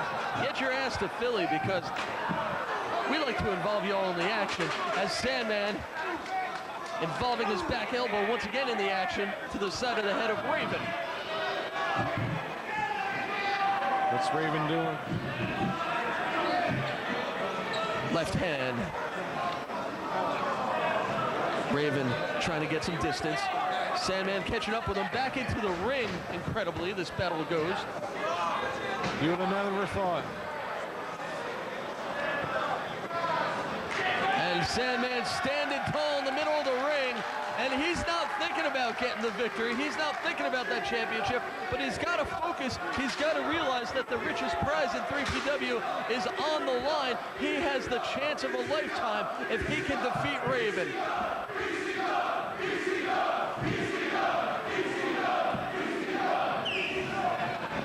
Sending Raven in. Reversal! And Sandman meeting the very ladder that he had set up. And that could very well be the beginning of the end. It should be RCW, Raven Championship Wrestling. Well, he is the commissioner. He could change it. I put that promotion on my back and I carried it. I put you on my back and I carried it. Oh, no. A drop kick from the Sandman. And both men having some problems. Simultaneous low blows for both men. Both of them got each other with those feet. And now baseball slide from Sandman, keeping Raven down. Sandman with the table. And you know what? Raven actually made a good point. Maybe, in a way, that's what this rivalry is all about. Raven and Sandman, two guys who people identify with ECW, identify with Philly wrestling, identify now with 3PW. And maybe this is really about who is truly the icon, who is truly the man here in Philadelphia. Raven has obviously always been jealous of the Sandman. And Sandman driving Raven through the table with that bulldog. This could be it. This could be the end, but here comes Jack Victory. You better turn around.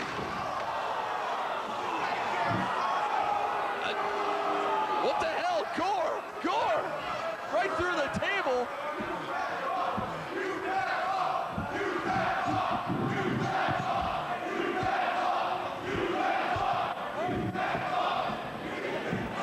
I guess they have the right to be displeased at that.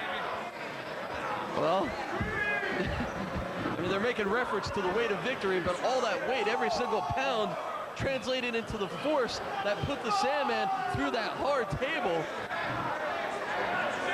I guess if we had any other commissioner, he would make Jack Victory leave ringside.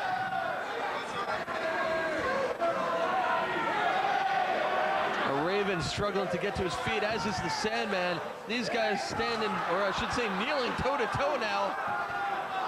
Sandman looks to be getting the better of this. No, here comes Raven. He's back on his feet. Here comes the Sandman. Right hands from Raven.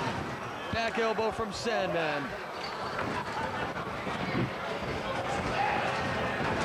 DDT! Raven, even flow! And the champion is going to retain the title. And then, no! The Sandman gets a shoulder up. The Sandman finds a way to continue.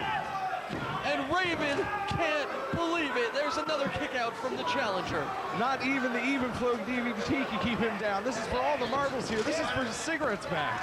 And here comes Sandman with a DDT of his own. The Sandman can have it right here.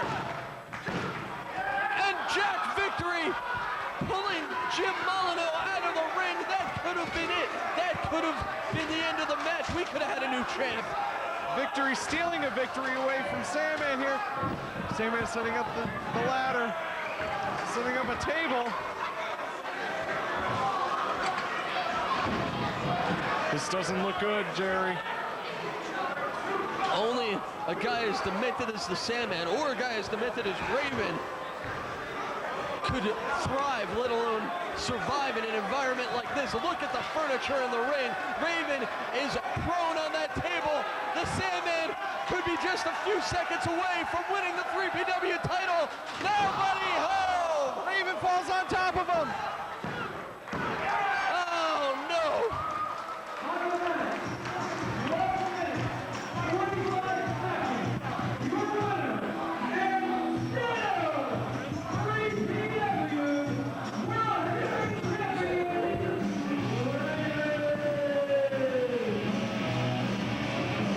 What an unbelievable turn of events.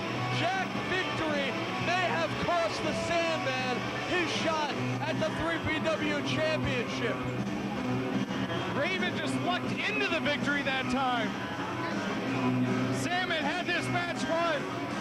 Just by the grace of God that Raven is still your 3PW champion. Raven pulls out the big victory. He retains his title. He retains all of his power here in 3PW. The Sandman laying in a heap in the middle of tables, ladders. But you know what? That certainly wasn't the decisive victory that we were looking for here. No, that's definitely not decisive. This is far, far, far from over.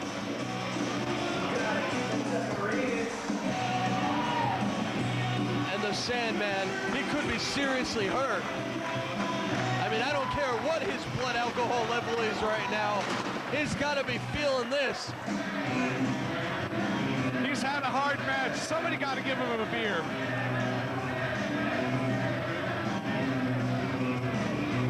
The Sandman struggling to his feet. He's got nothing to be ashamed of. He put forth one hell of an effort, and he just may have been cheated out of this match on this occasion.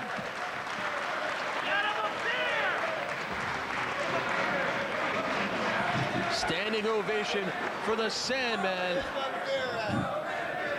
And you know he's not happy. He's not going to rest. He's not going to rest until he finds a way to put Raven out of the business for good. And vice versa, quite frankly. You got to believe this war's going to continue until both men are out of the business.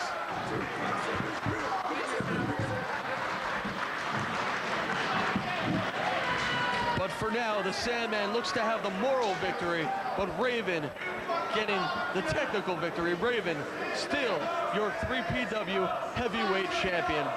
What a hell of a match.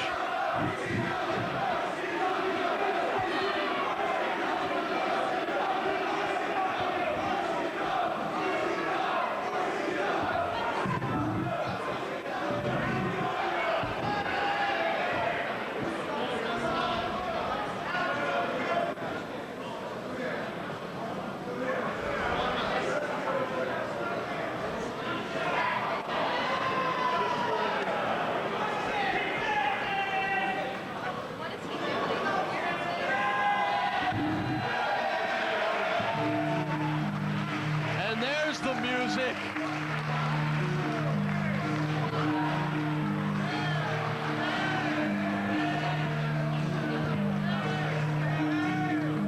Sandman, your uncrowned 3PW champion. Hard-fought victory. That man deserves a lot of respect. He's certainly a champion in the eyes of these great 3PW fans.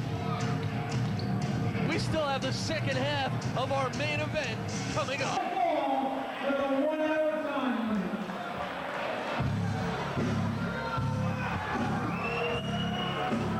Mike, it was 10 years ago, almost to the day, that the two men who we're about to see lock up in the second half of our main event first met each other in a match that many say made both of their careers.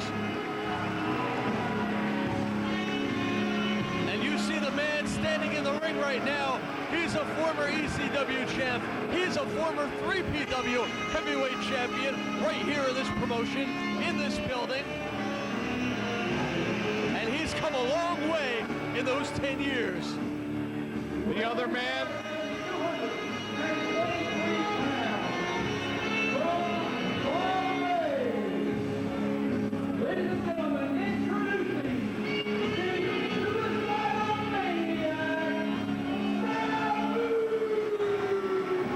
his opponent over those 10 years has made a different journey, but it all comes back to these two. Absolutely. We're talking about a man who has achieved local success. Then he achieved success regionally in the Smoky Mountain Wrestling, in ECW. He achieved national success in the biggest companies in the world. Hell, he's a star of MTV's, one of their highest rated shows of the last 5 years. He's not only a worldwide wrestling superstar, he's a worldwide superstar, period. But again, it all comes back to the man in the ring, Sabu, and it all comes back here to Philadelphia, to the place where he truly first earned his following.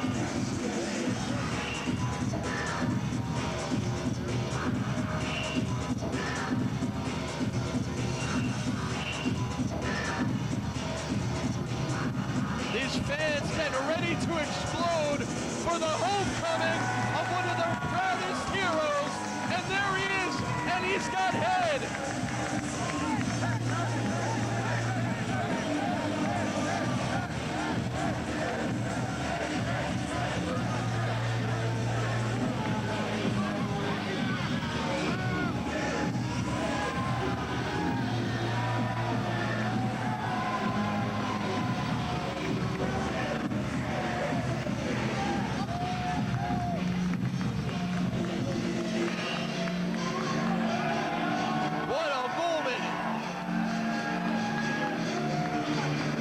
Let's go to Bob Ortiz for the intro.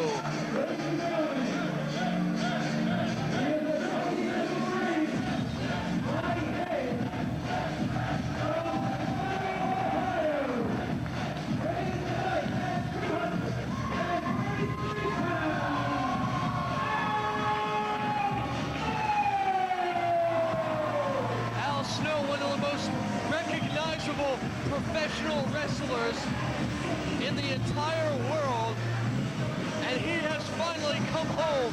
He's finally come back here to Viking Hall, to the place where his career truly blossomed. But if you want to look at his career blossoming, you go back even further. You go back those 10 years. You go back to that fateful night in Michigan when Al Snow and Sabu faced each other one-on-one for the first time ever.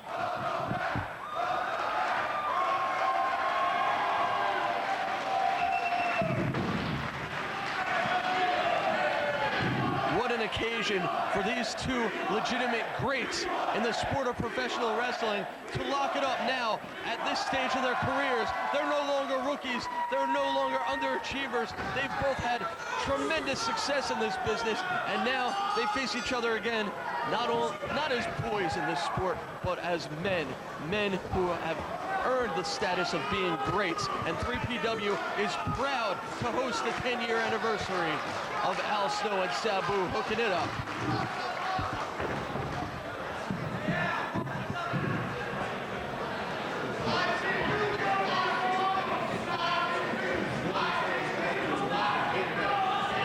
Both men very tentative, feeling each other out.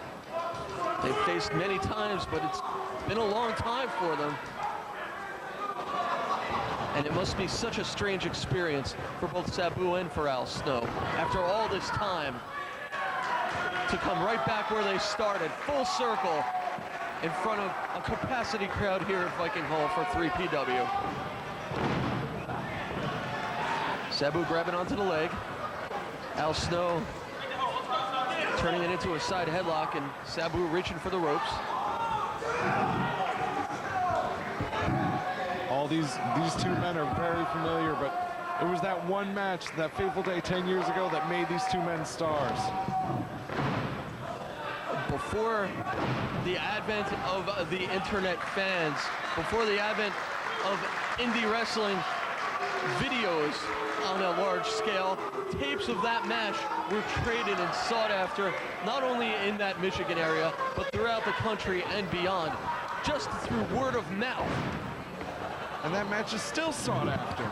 Absolutely, and both men will tell you that it was that match, it was that night that really gave them a platform for more notoriety, that really led to bigger and better things. Al Snow now on top, locking in a side headlock.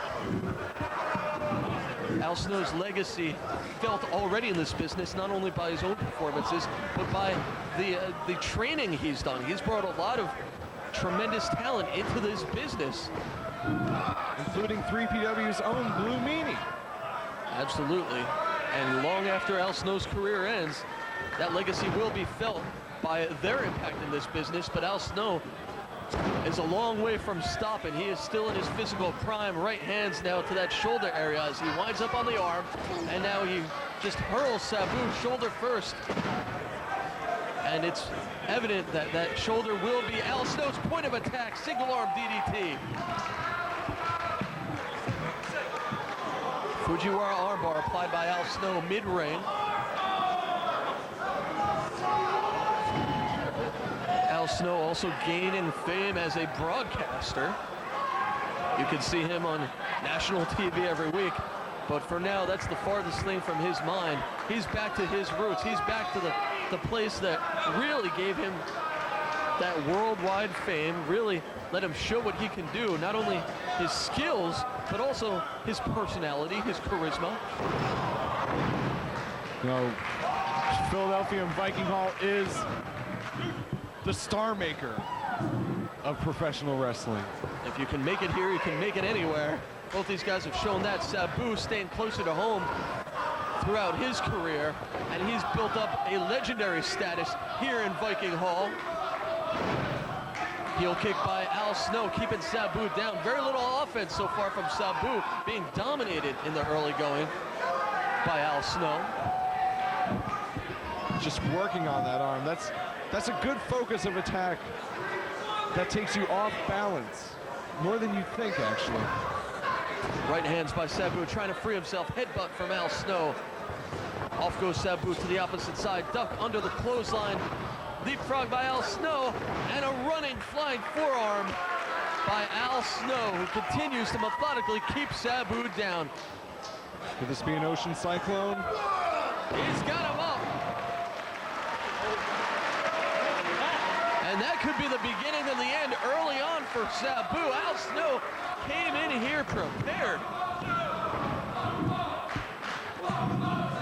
expected nothing less. We know these guys have been preparing for this match for a very long time. This is truly a big thing in both of their careers. This is one of the most memorable matches that they will ever have. Snow with the hard slam. Snow going up to the top here. Could this be a moonsault? Springboard, nobody home, and Sabu buying himself some time. And Sabu will pounce. Drop kick right to the prone body of Al Snow. Where's Sabu going here? Uh-oh. Sabu throwing a chair in the ring now. Taking Sportsman, throwing it right out the window while throwing the chairs in the ring. Neither man a stranger to the world of hardcore, but Sabu having more success over his career right here in Philadelphia. Tripping him up. ECW champion, also a former 3PW champ. And that's something Al Snow was never able to achieve. He was never able to win a major championship here in Philadelphia. And Sabu taken to the air as only he can. That could do it. Al Snow too close to the ropes, getting his shoulder up and getting in the ropes. Camel clutch. Modified. He has it locked in, but not fully.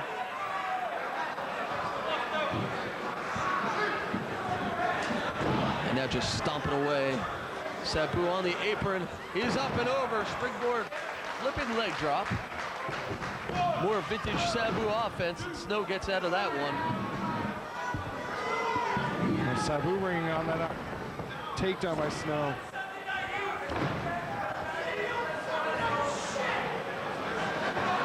And there's a springboard for Al Snow. Nobody home for his leg drop. Oh, and Sabu launching off the second rope, 3/4 of the way across the ring, finding his mark. This is picking up here. Both men are now throwing caution to the window. And Sabu looking for that cross arm breaker. Al Snow, you can see him keeping his fingers locked, his hands locked at all costs. He doesn't want to let go of that arm. Just raked Sabu's eyes with his foot. Right hand by Sabu. And a right hand back by Al Snow. They're going toe-to-toe in the middle of the ring. Sabu. Al Snow for the ride. Big clothesline. And vertical press only gets a 2 count. And again, going for that cross arm breaker. Again, Al Snow immediately going for the best defense, keeping those hands locked. He doesn't want to let that arm go. He doesn't want Sabu to have the opportunity to wrench that arm backwards and out of its socket. And Sabu using his leg to keep him down now. Another springboard leg drop. And another kick out by Al Snow. Here we go, camel clutch. So much on the line here, Mike. 10 years ago, these guys battled to see who was the better upstart, to see who was the better man with the upward track in their career. Now, they're going to find out in their 10-year anniversary here in Viking Hall, the arena of arenas, who has become the better man, who has become the better superstar. Jerry, let's forget about the past. Let's talk about now. Let's talk about how intensely these guys are finding way. They're writing a new history. And Sabu almost capped off this chapter of his history with a victory. Snow somehow able to recover after getting that chair thrown point blank right to his face. Side slam, Al Snow right on the knee, side backbreaker. Snow going for another moonsault here. That Snow quickness, he hits him. 2, and Sabu gets his shoulder up. Snow going again. Al Snow dusting out all the old offense and nobody home this time. Sabu finding a way to get out of the way. Both men slugging. Oh, my God. Listen to that. Man, this is intensity. This is 2 of the greatest wrestlers in the sport with their game faces on and an eye rake by Sabu.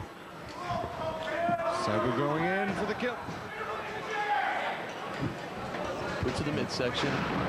Al Snow meeting the turnbuckle. There's that clothesline. Here comes a chair.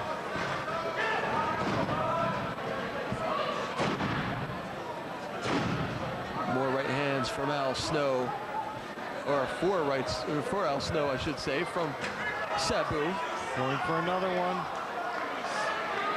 But Sabu doesn't see. Oh! Al Snow launching himself off the second rope, meeting him midway with a clothesline. Sabu went to the well one too many times on that. Both men putting it all on the line like this is their last match. Like this is their first match, like this is their everything, because for them, this is everything. A victory meaning so much to either man. It's a match that both men want desperately to win, but only one of them can. And Sabu's got that chair, Al Snow's got head, and it's sort of like paper, rock, and scissors. A chair will beat head anytime. And Sabu, somersault plancha over the top.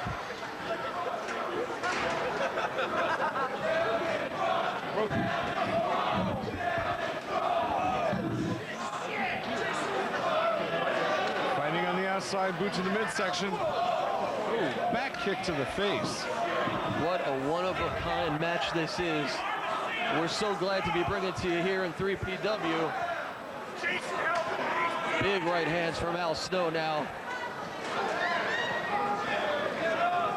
These guys can fight anywhere. I mean, Al Snow, he's been known to fight his opponent all the way outside, out to rivers, out to streams. They're already starting.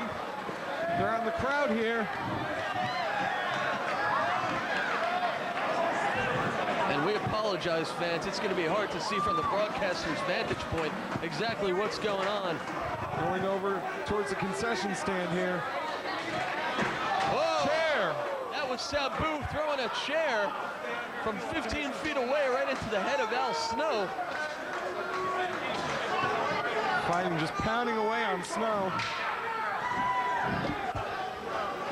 Coming back towards here.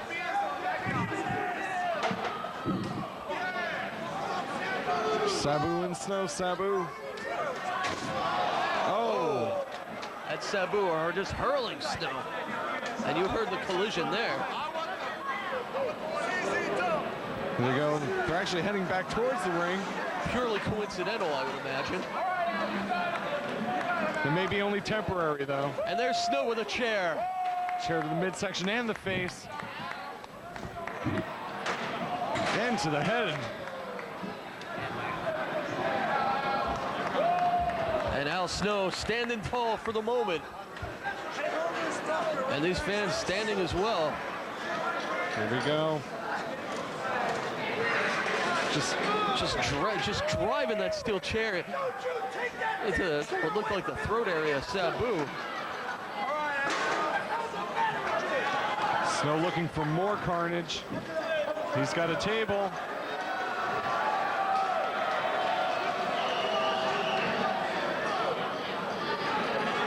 Uh-oh. Sabu rolling into the ring now. Once again, purely coincidental. And there's a table. Al Snow's bringing in the wood. Nothing but bad intentions here.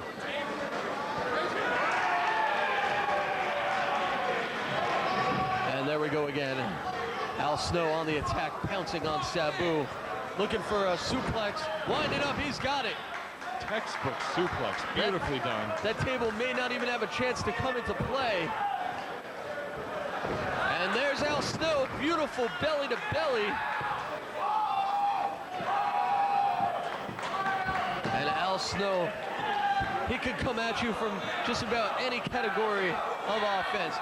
We've seen the high flying, we've seen the mat wrestling, we've seen the hardcore, and now Al Snow with basic fundamental stuff, going back to the table, and Sabu catching him. Sabu finishing the job that Snow set up. And Al Snow again with those kicks. Al Snow with that martial arts background. And then just pounding him down. Snapmare by Al Snow, and just snapping him down. Shades of the late great Kurt Hennig. Here we go, Snow setting up the table. He's dominating them with the wrestling at this point in the match, but Snow keeps going back to the table. He seems to want to put Sabu down in hardcore fashion. No! Sabu getting out of that powerbomb attempt. That could have been curtains for him. Sabu with a 2 count.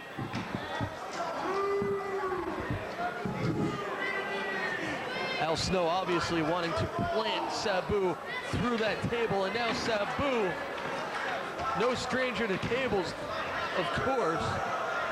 And he's got his own ideas.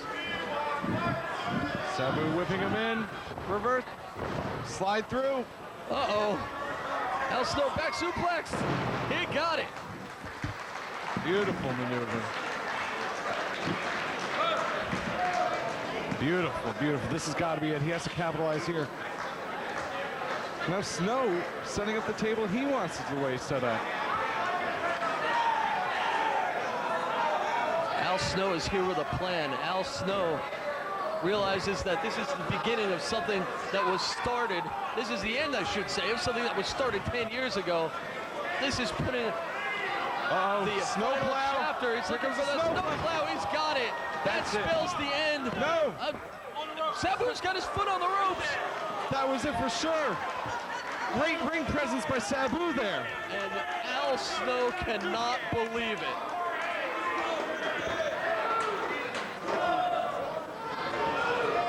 Sabu saved himself from certain defeat with his foot on the ropes, and there's the recovery ability of Sabu, DDT, and that could do it there. And now Al Snow with his foot on the ropes. Great presence of mind from both veterans we've seen in the last minute. And Sabu setting up Snow. Snow's not on the table. He tried to get himself off. He's unable to. Now he's off. Meeting Sabu up to the top turnbuckle. No. The crowd senses this. This is something big right here. This could be history in the making. Al Snow driving Sabu through a table. Well, what used to be a table, now it's just splinters. And this could be it. You could feel it. Al Snow just needs to roll over. He needs to get on top of Sabu. And we could have the final chapter of this 10-year saga for Sabu and Al Snow. We can dot the T's, dot the I's, cross the T's. We can finish this off right now. If only Al Snow can roll over and make the cover. Looks like both men are out. Here he goes. He's draped over him. And Sabu is still in it. That was it. He just did not have enough energy just to roll over. That's how these guys have been fighting.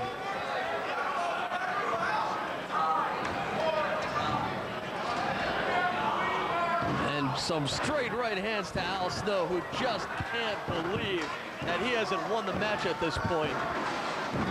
Just laying him in. Man! Looks like Al Snow may have worn himself out there. His lower back hurting from that table. Oh my God, the punishment these men have put each other through. At this point, any exertion of significant energy is gonna take its toll. I bet Snow was thinking right now, how can I get my car in here to finish this off?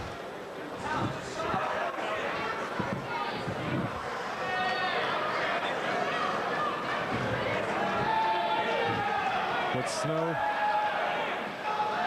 What is Al Snow doing? He's back in the ring. And what? Gutbuster. Simple yet effective. Now going to work on that area. What's Snow going for here? Going back to the outside. Al Snow's got to be thinking, what can I do to put this guy away? It was hard enough 10 years ago, but this guy is twice just as tough as he was back then. This is a totally different ball game, and this match, I'd say, is better than any that they had back in the day. This is better than most matches today. Just a great final match to a great 3PW card here tonight. Al Snow still wandering around at ringside. He's looking for another table.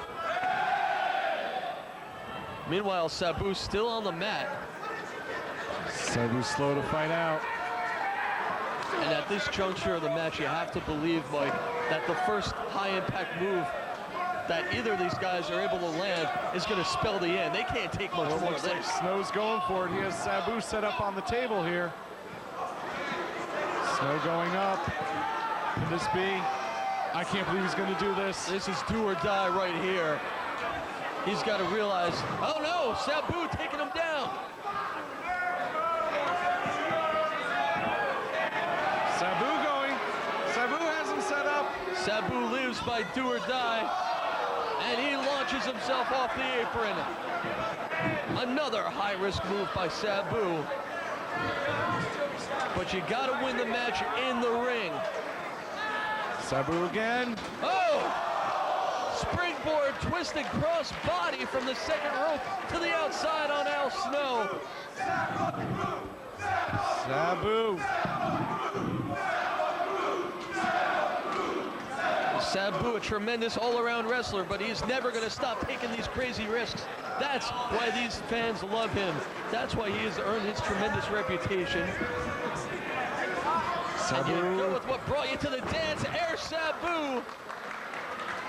This man just defies gravity. Absolutely. It's amazing he can pull this off after all the punishment he's absorbed.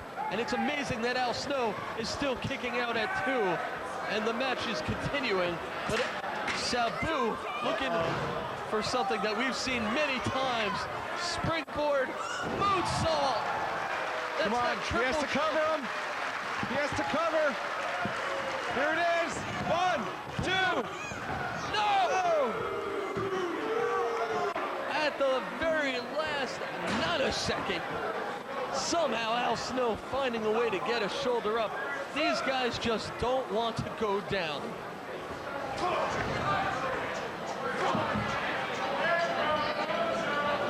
And Sabu, what's he gonna try next? Al Snow blocking himself. He's got head, and Sabu just got some head. That's got to be it. He may have just knocked him out with that mannequin head. And Sabu again with his foot on the rope, avoiding what could have been certain defeat. This is heartbreaking, this complete match. This is just an emotional roller coaster for Al Snow. And Al Snow is losing, and he's been relatively sane for a good while. But we remember it wasn't all that long ago that this guy had some severe mental issues. Maybe it's Philly bringing out those inner demons, making him that little bit crazy edge there. Where's he going? What the hell? Snow's going to the back. What the hell is he walking out on this? Is he done? Has he had enough? Where's he going? The referee doesn't know what's going on. Sabu's confused in the ring as he struggles to get back to his feet. What's Snow doing? I mean, Al Snow's used his hardest shots. Maybe he just feels he doesn't have it. Maybe he just feels that Sabu cannot be beaten on this night. He just walked out. This is not smart. Oh! The road cone. It's all about the road cone here tonight.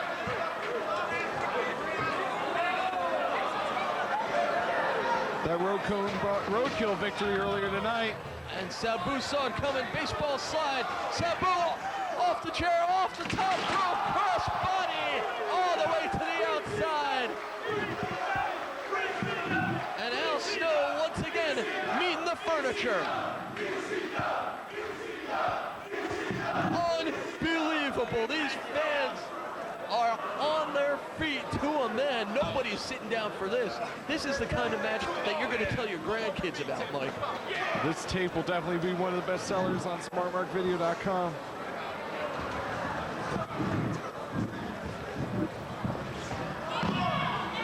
2. What? Snow kicks out. I don't even know what to say. I thought that was academic. That was it. Could this be the Arabian Facebuster here? A top rope Arabian Facebuster, if that's what he's going for. He went for it. Snow out of the way. Misses the Facebuster. Snow's up. Snow's crawling.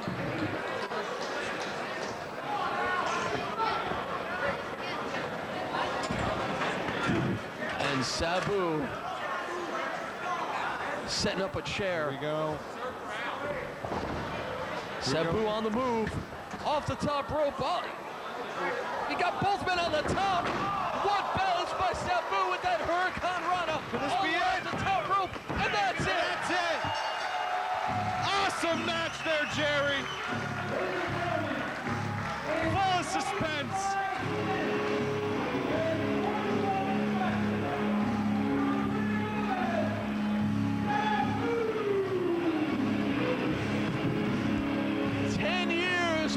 From Michigan, 10 years away from that infamous tape of that match in that small independent show. Sabu and Al Snow have come together one more time in the arena in the city that made them famous. And it's Sabu now offering his hand, offering the show of respect to Al Snow. Ovation for these two great competitors. No matter what has happened to these two in their career, no matter where they've gone, they're forever linked. They're forever a part of each other's careers, a part of each other's lives. Snow has the mic.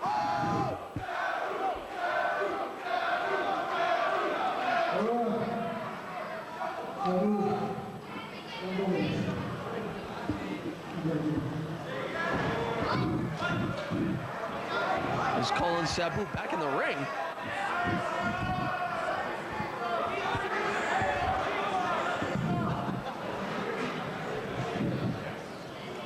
Sure, a lot of you know. I'm sure a lot of you fucking people know.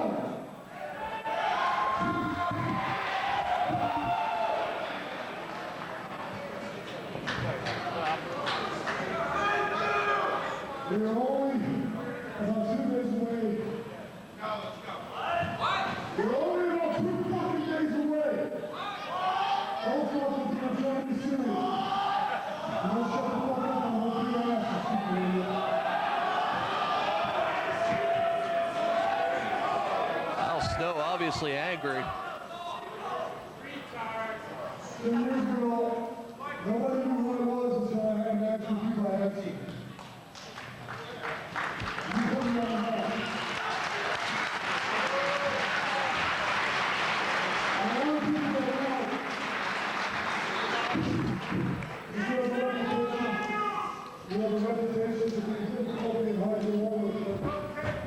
I know what kind of a good guy you are, but I know you're not going to be proud of me because you honor and respect this business the way that both of us were taught. As you give yourself to people in the business and you deserve it. I have watched you sacrifice yourself for your family, and I have watched you sacrifice yourself for these ungrateful people who are yelling while I'm fucking talking.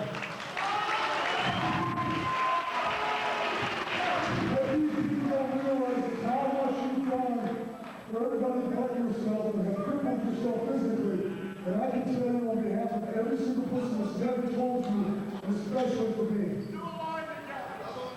Thank you very much. Thank you.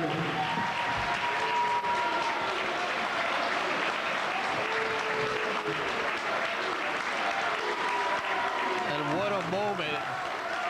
It just doesn't get any more real than that.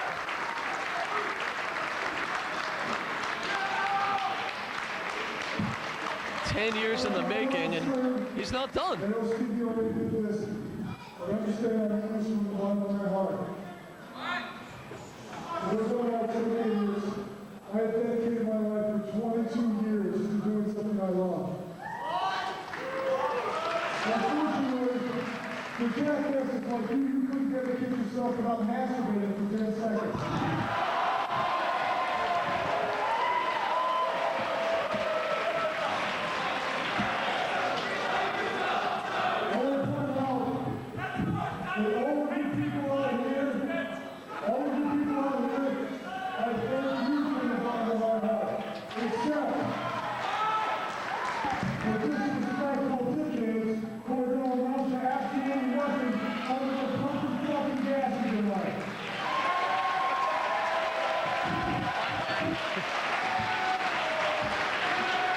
Snow's just happy he doesn't have to keep his language clean like he does on national TV. Don't even acknowledge somebody like that. He's a cheap fuck. Don't even pay attention to him. The last time I was here in this building, I did not know it was the last time I would be here for many years. And I apologize because I come home trying to become a heel and I really didn't need it. All of you people gave me the best time in my career. And I wanted to make it out before I ended my career. Let's say thank you to each and every one. And we're thanking Al Snow right back. He's certainly earned it.